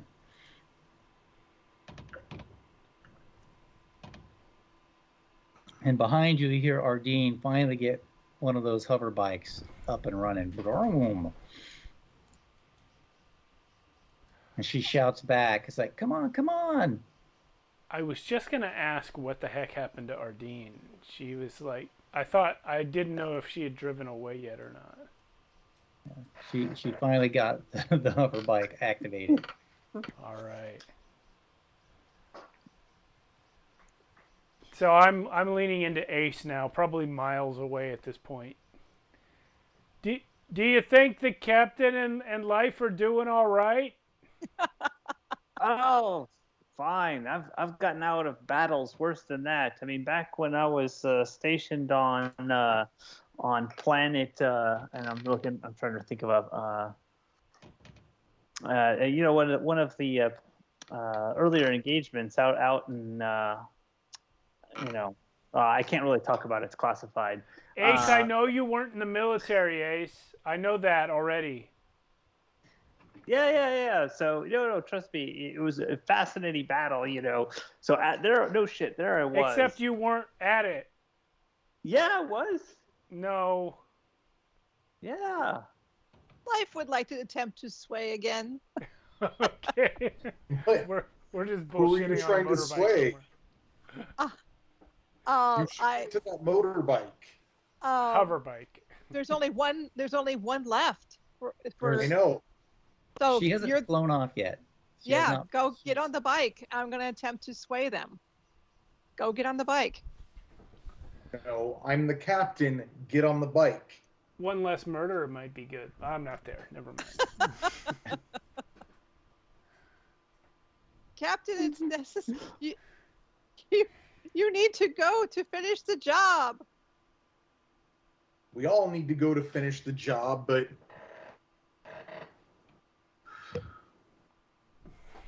all right, I will go get on the bike. Yes, sir. Life goes and gets on the bike. Scramble for that. Scramble. As there are still enemies in the area. What is the position? Am I risky, desperate? What am I doing? We'll call it risky. Okay. Limited effect. Limited effect. My dice are loving me tonight.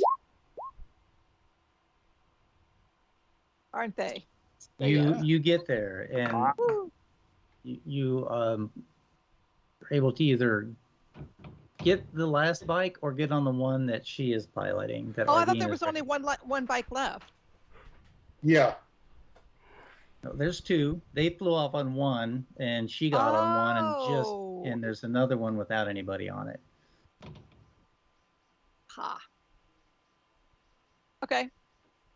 It's all right. I thought they had both taken an individual bike each as well. Yeah. No, Sparky is riding behind Red. Yeah. Okay. And Ardeen was waiting for one of you to come and join her before she flew off. And there is one left. So Kirby, what would you like to do as Life is about to leave with Ardeen?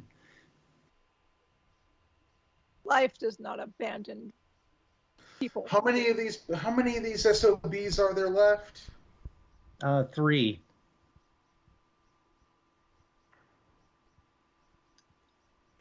Like, how close are they to me? Actually, there's only 2. One of them is down because of the within feet. They're just a few feet away from you. You could do a quick step. Yeah, I'm gonna flare up my robes and just like the brightest pinks and purples, because I am the pink God's damn devil, and I'm just gonna rush at the nearest dude. You flash. You do like you said, basically a flashbulb goes off in their face. So you now have an advantage. So it'll be controlled with a standard effect as you make a move to cut them both down. Can't do that, so fingers crossed. Yes. Yeah. Wow. Right on. You kind of Okay. like rush forward and you step into that like long steep stance and just slide across the gravel coated surface and slice them both wide open, and they like rear back and fall dead to the ground. At what point is it safe to say that Red and Sparky have reached the ship? Is it after this whole fight is already over? Yeah, basically, as they are climbing on their bikes to fly away, you will arrive. Okay. When we do arrive, I'm going to want to overclock the engines. All right. As you arrive at the ship, the two blue cobalters have been joined by 5 more. Each of them has their blasters drawn and are scanning the area with their eyes. As you swoop down and land, the 2 that you saw before like quickly wave you forwards, like, hurry up, we've got you covered. I thought they were going to fight us for a second. All Yeah. right. We are heading in. As you dash past one, he's like, I'm Zafua. Zokar said you might have some heat on you. Yeah. You dash we do. onto the ship. Sorry. Yeah, we do. Yeah, I'm going to spend a rig roll, and I'll spend a gambit on it to overclock our engines, which will make them 1 quality higher for the remainder of the job. So I'm in there. I don't think we got that part I wanted, because we didn't drive away with it in tow. Mm-hmm. But I think seeing it inspired me to jerry-rig something here, and that's what I'm going to roll for now. Should this be risky? Yeah, risky, with limited effect. All right, and I'll take an extra dice for spending a gambit. 414. You've got the job partially done. Okay. Meanwhile, Kirby and Life and Ardeen are flying in your direction. All right. What I'd love to do with the engines supercharged is meet them part way. Yeah, I want to do a barn swallow. Yeah. Now, at that point, since the group had wiped out the folks, was there time for them to grab the part? I don't think we grabbed the part. Yeah, was their time, and worried did about they hustling think of out. it?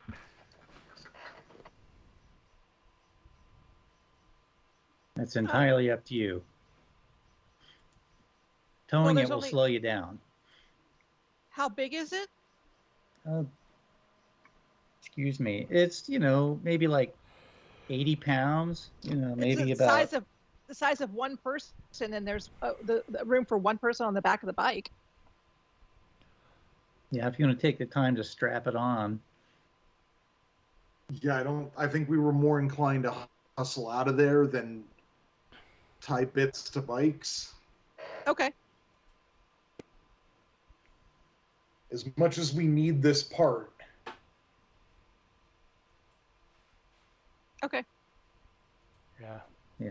While you are flying to where the ship has landed, Ace and Sparky, I guess, give you a call and say, hey, we'll meet you halfway. Mm-hmm. Oh, yeah, if they hadn't, I was gonna. Do I need to roll another rig roll to finish that job? To finish the job, yeah. Meanwhile, Ardeen will pilot her bike, and Kirby will say that you guys are just successful because you sort of like take your time. Oh, yeah. Yeah, Kirby's not going to push this right now. Yeah. Not until he gets an actual point in helm. Zav, you have completely rigged this in, and you step back and admire your work. Yes, our engine's Yes. going to be awesome for several days, and then it's probably going to die. But Yeah, you know it will overcharge it, but yeah, it's only got a limited lifespan. yeah. But right now, we just need to get the hell away from Warren. Yeah. Life just keeps repeating, very stealthy, very, very stealthy, very stealthy. Basically. So yeah, Ace, give me a piloting skill to find a place to set up the would you call it a barn swallow?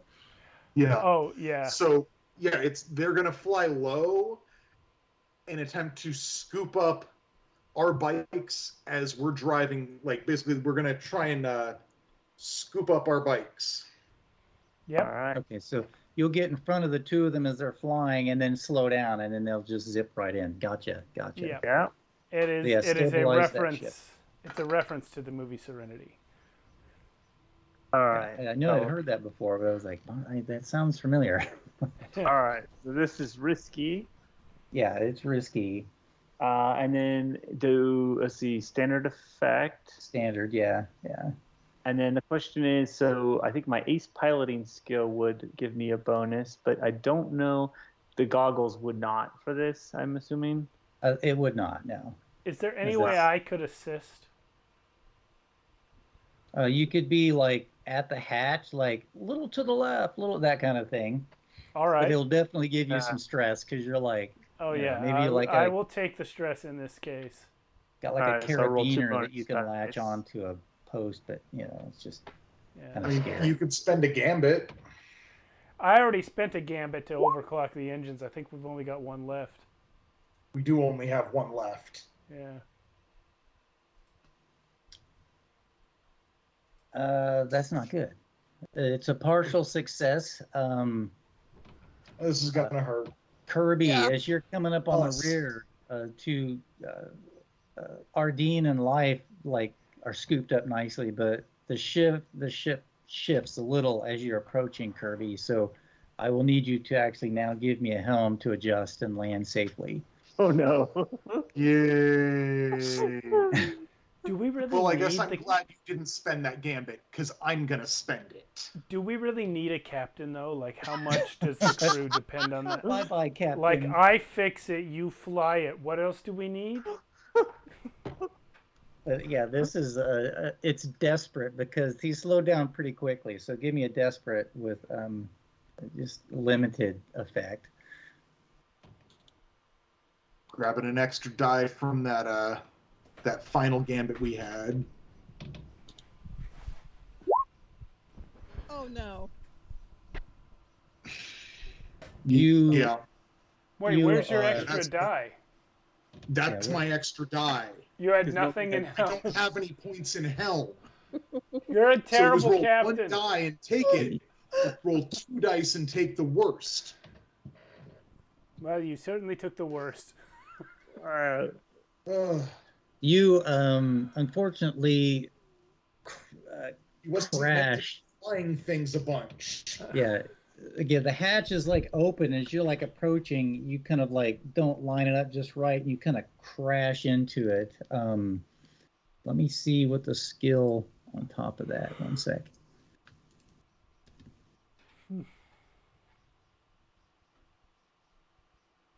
Scramble. Command sway.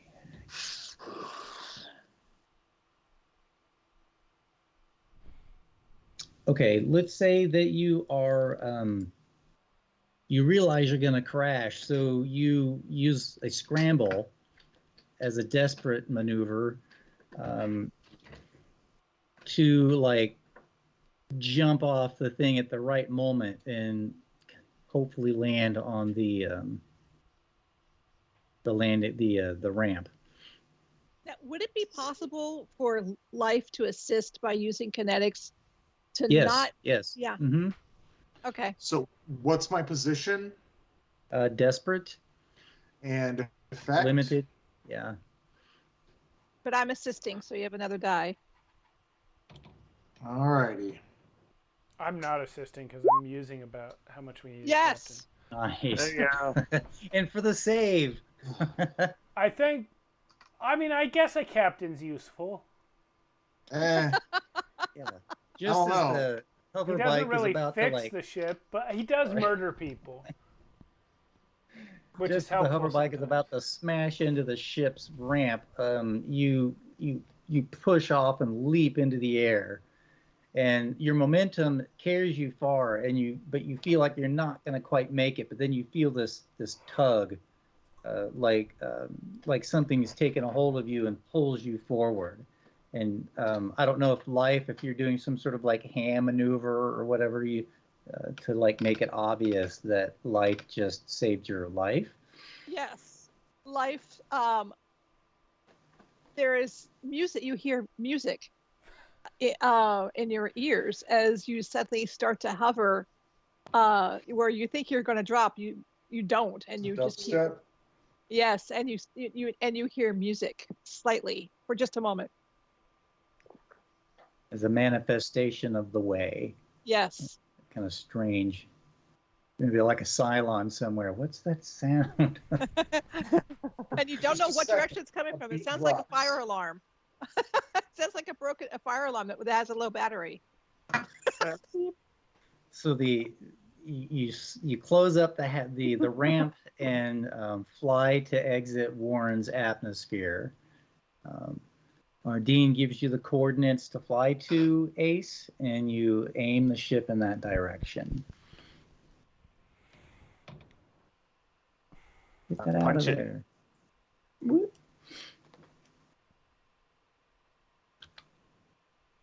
That's my baby. Damn, I'm stressed. Yeah, Me too. y'all are stressed out to the max. Almost. I'm just chilling, giving Ardeen a tour of the engine room, like literally every day that she's on the ship. It's going to take about a day and a half to get to your location. So, do you remember what this one is? This is the intake valve for nitrogen. Remember, we talked about it earlier. Do you even care about engines? Oh, well, I'm more into cryptography and information sourcing. But how are you going to get to your special crash spaceship if you don't know how the engine works? What if someone murders me, like the captain? He does that. We're supposed to be reducing stress. This is how I do No, we that. have to finish the job, and then we get to reduce stress. Yeah. Uh, Is that Ardeen? while the Yeah, that's Ardeen. Okay. while the ship's on autopilot, Ace is playing with his dinosaurs. So You brought them.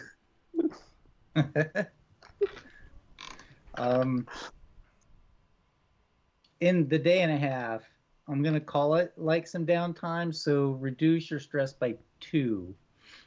I was probably gambling with Ardeen. I would also like to indulge a vice. The job's not please. over. I mean, we're kind of, Yeah. it's not how the mechanic in the game says, but I'm going to overrule Oh. that and say Oh. that since it takes a day and a half. Okay. It's not like letting me take it down to. That's weird. What you You have have to to do is click where you want the new highest one to be. Oh, I see. Okay, I got it. So are you still letting us indulge in a vice or no? Yeah, go ahead.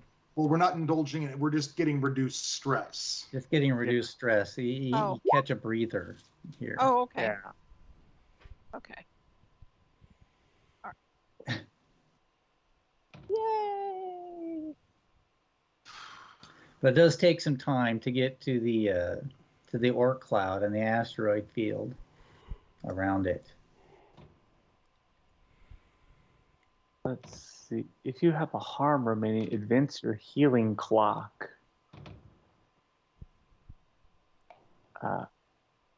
Gotcha. Oh, look, you're in an asteroid field now. Ooh. All right.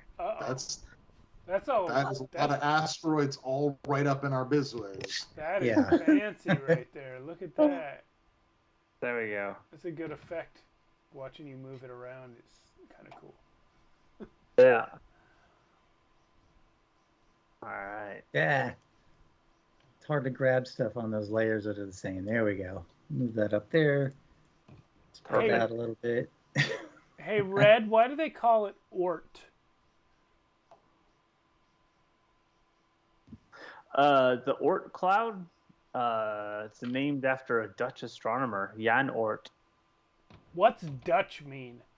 Now, I don't know.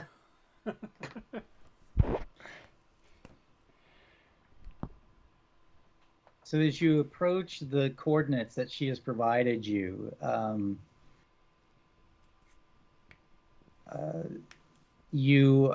have scanning systems that you can operate. I believe that falls under Helm. Okay, should I roll Helm then? Risky. Would that be risky or controlled?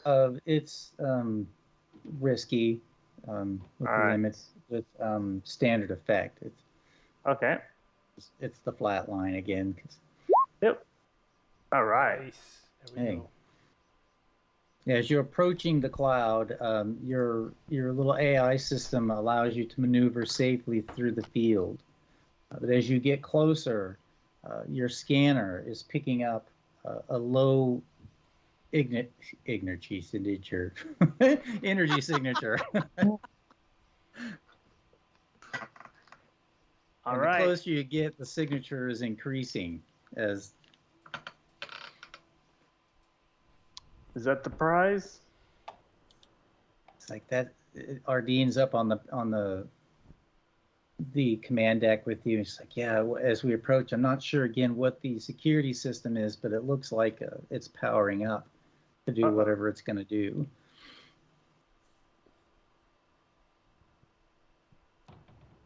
All right. And so, and it's a lot of the asteroid clusters pretty thick around here. Yeah. And she's like pointing. It's like, it's that one right over there. She points out towards one of the larger ones. All right. Can I see which way the ship, this alien vessel, is pointed? Like, is there like a semblance of like the nose is pointed at us, or are we where the engines are towards the back, or is it can't even tell? Yeah, it's hard to tell. You sort of see the glint of what faint starlight is hitting it. But yeah, you can't really see it clearly with your eyes. Mm-hmm. But you could do another scan to enhance and get a good look. Now that you know exactly where it's at. Okay. Will I be able to use will my goggles assist on this? Not for this, no. Okay. So risky, standard. More strictly for piloting, yeah. Yeah. No worries.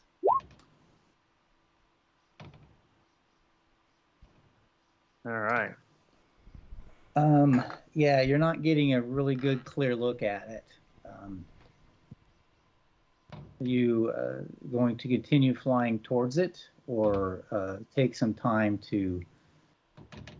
I am going to maneuver this ship slow and cautiously towards this, and the moment I see it move, or if I see something change, I'm ready on the gas pedal to fly.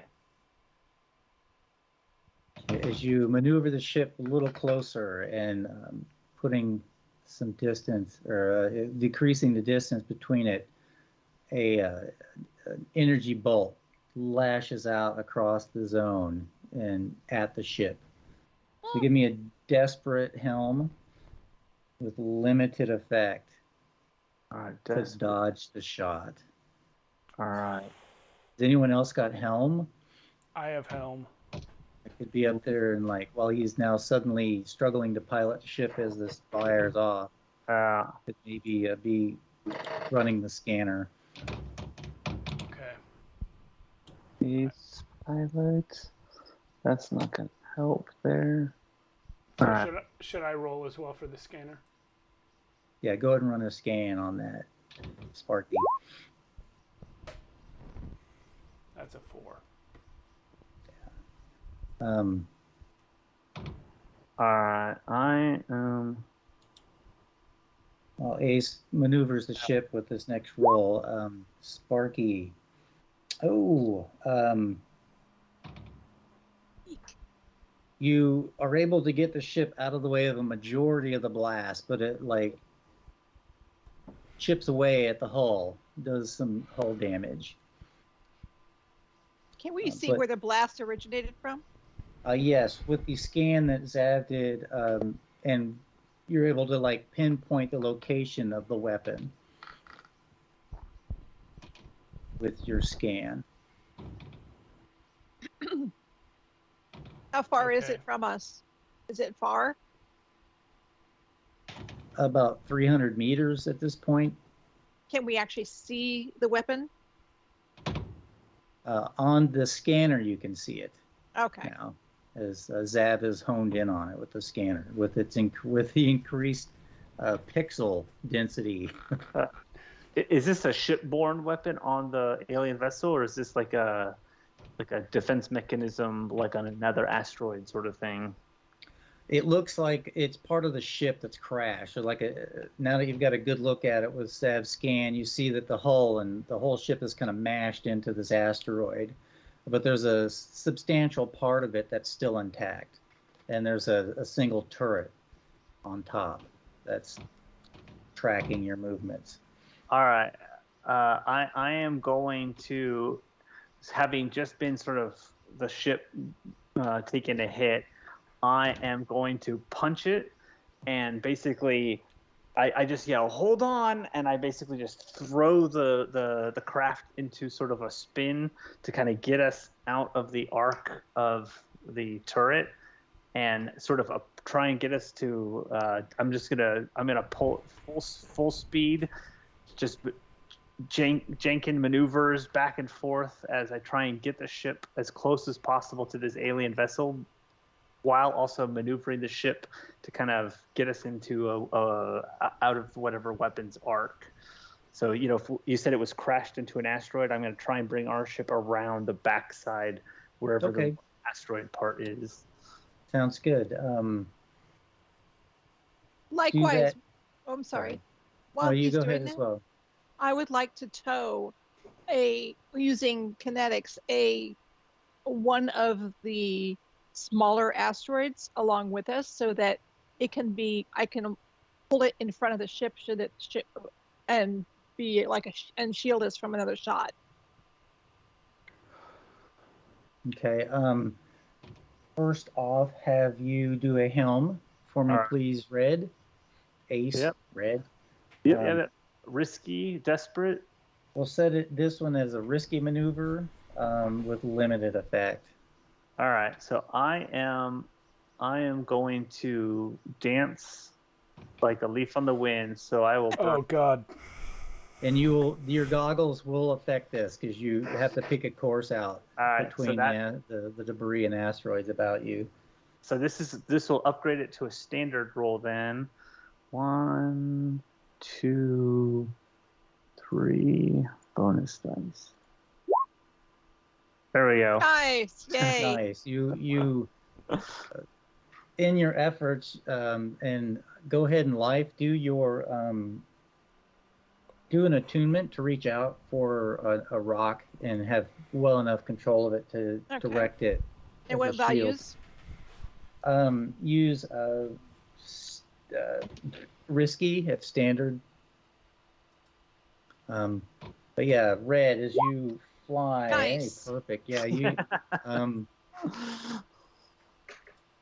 we'll say that as you prep that ace and you're like flying about, you don't quite get out of the arc in time but the rock that life has moved between you takes a shot and explodes into debris, a billion little pieces of rock. But you do come up around behind it and are able to get behind its arc just fine. And you are now sort of parked in the area with that turret it's kind of going tink, tink, tink on the rocks to try and turn and get at you, but it can't. All right. Sparky, can you turn that turret off? Can I? Is that a rig? Or can I just do it? Being an ancient artifact, it would be really, really hard. Could I do it with like a desperate hack? Yes. Okay, I will try that. What's the effect? Limited. It's again very difficult. I got a 4-6. But you got a 6. That's the 6. As it's like bouncing off the rock, trying to like get its arc, it suddenly goes, and you shut the power system to the gun down. Yes. I've just used my dice that I have, and I clicked the button on the other die. Yeah. All right. And to get to, and she's like, well, there's a data terminal in there. We can finish a download. I've only gotten half of the information off of this before we left. We'll need to EVA to get there.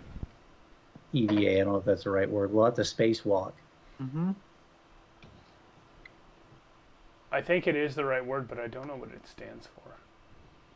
I think EVA has something to do with like a vehicle. But I'm not Extra sure. vehicular activity. Yeah. Which is funny because extra vehicular activity.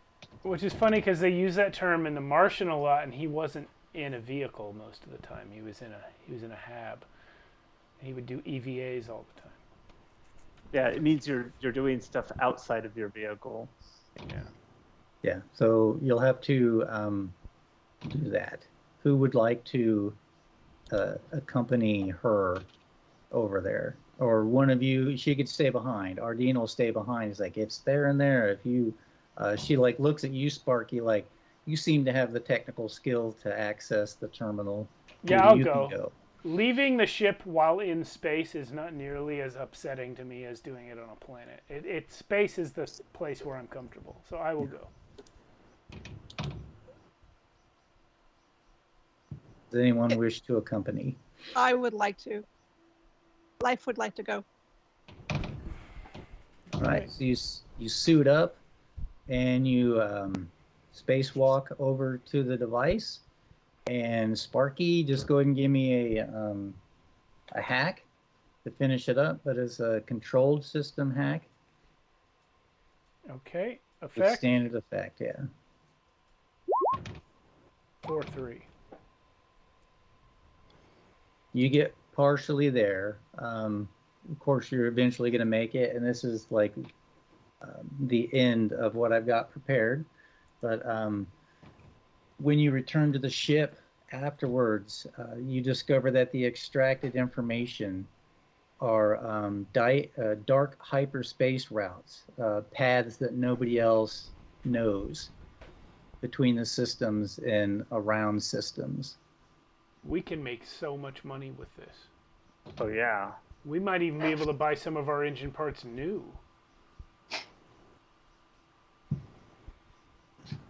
And there is salvageable bits of this precursor ship that you can also offload. Ooh. Or onload, I guess. All right. Nice. What do we get on the ship? Any artifact stuff?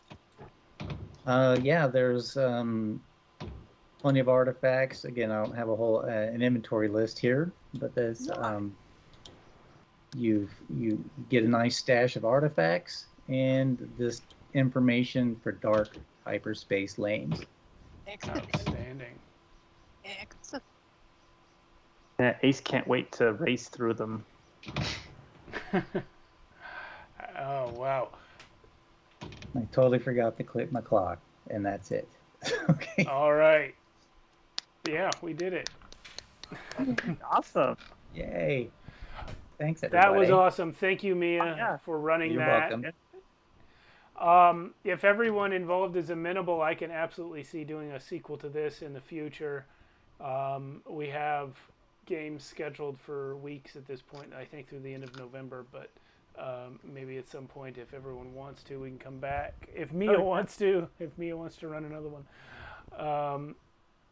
Sure. But yeah, this was great. You know, I always love being a player, and this was one of the better ones for me. So, yeah, thank you, Lisa, for joining us for the first time.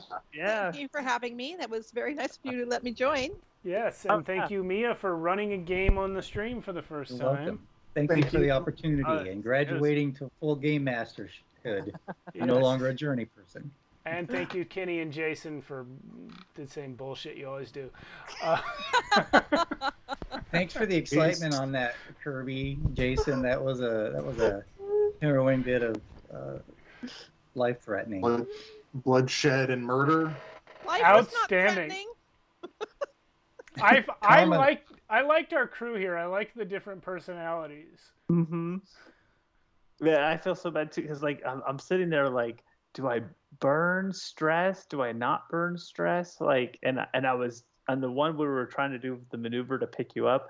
I was just like 50-50, like, do I, I wasn't sure if I was going to have to burn stress for us to fly out of the atmosphere.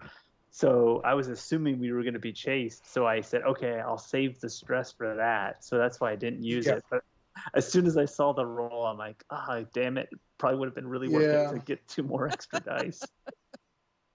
Yeah, I mean, the more you roll, the more stress you're going to spend. So. Right. But it made for a nice dramatic moment. True. Yeah. No, it did. It did. Yep. So no, that was definitely fun. I like the system. It's I mean, there's a bit of complexity because you have to sort of manage your stress. So there's a bit of utility there, but I do like the simplicity of the 6-sided dice telling the story versus having a whole bunch of bonuses and whatnot. Yeah. So. Oh yeah. Yeah, I could. I like the system overall. I could do without these mechanics that we've seen in several systems, I think, where there's basically 2 versions of hit points. You have stress and you have harm. Like just one or the other. Come on. But aside from that, I really like this system. That works for me here just because like the stress doesn't feel like harm. Like once you stressed out, it like becomes, but it's more of a like it's doing not as stuff source. It's not as bad as it is in like Conan. Yeah. It's harm and I forget what they call the other one, but there's like 2 or 3. Yeah. Yeah, yeah. So was I understanding it right that if you had 10 stress, it ticks over to be a harm then? Is that how it works? Yeah. You get trauma, actually. You get a harm. It's like trauma. It's 3 levels, yeah. Yeah, where you start to suffer mental breakdown or physical breakdown and, Yeah. Oh, gotcha. So you have actually 2 systems. You've got stress that leads to trauma, but then you also have the physical harm. Yeah. Yeah. Well, it's not necessarily like all physical harm though. Yeah, it could be mental harm too. Yeah. Okay, gotcha. So yeah, that's where I'm like, do we really need both? But at the same time, it's just kind of a different approach. It's painting a different picture of how your character works, which is fine. I had a lot of fun with this. On the break, I was out there telling Sarah like it actually feels like we're in an episode of Firefly or something. Like, nice. Thank you. Yeah. No, I really liked how you did the.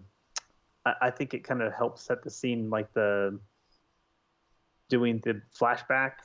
Just kind of gave us an opportunity to like flesh out the characters before. Yeah. We actually dived into the. So no, that worked out really well.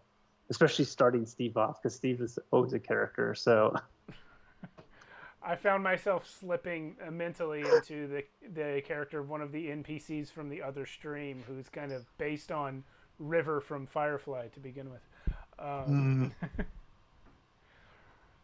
nice. Yeah. Well, Mia, you said you weren't sure if you had enough material, and you ended up landing us right on the dot. So well done. I don't know that Yeah. that's ever happened before on this stream. But She yeah. rolled the 6. Right. I was in a desperate, risky situation, Yeah, desperate. we're always either late or early when we end, but we are just about right on time. So thank you, everyone. I'm not going to waste that. Let's go to bed, and we'll see you all next week. All right. Thanks again, everybody. Bye. Thank you.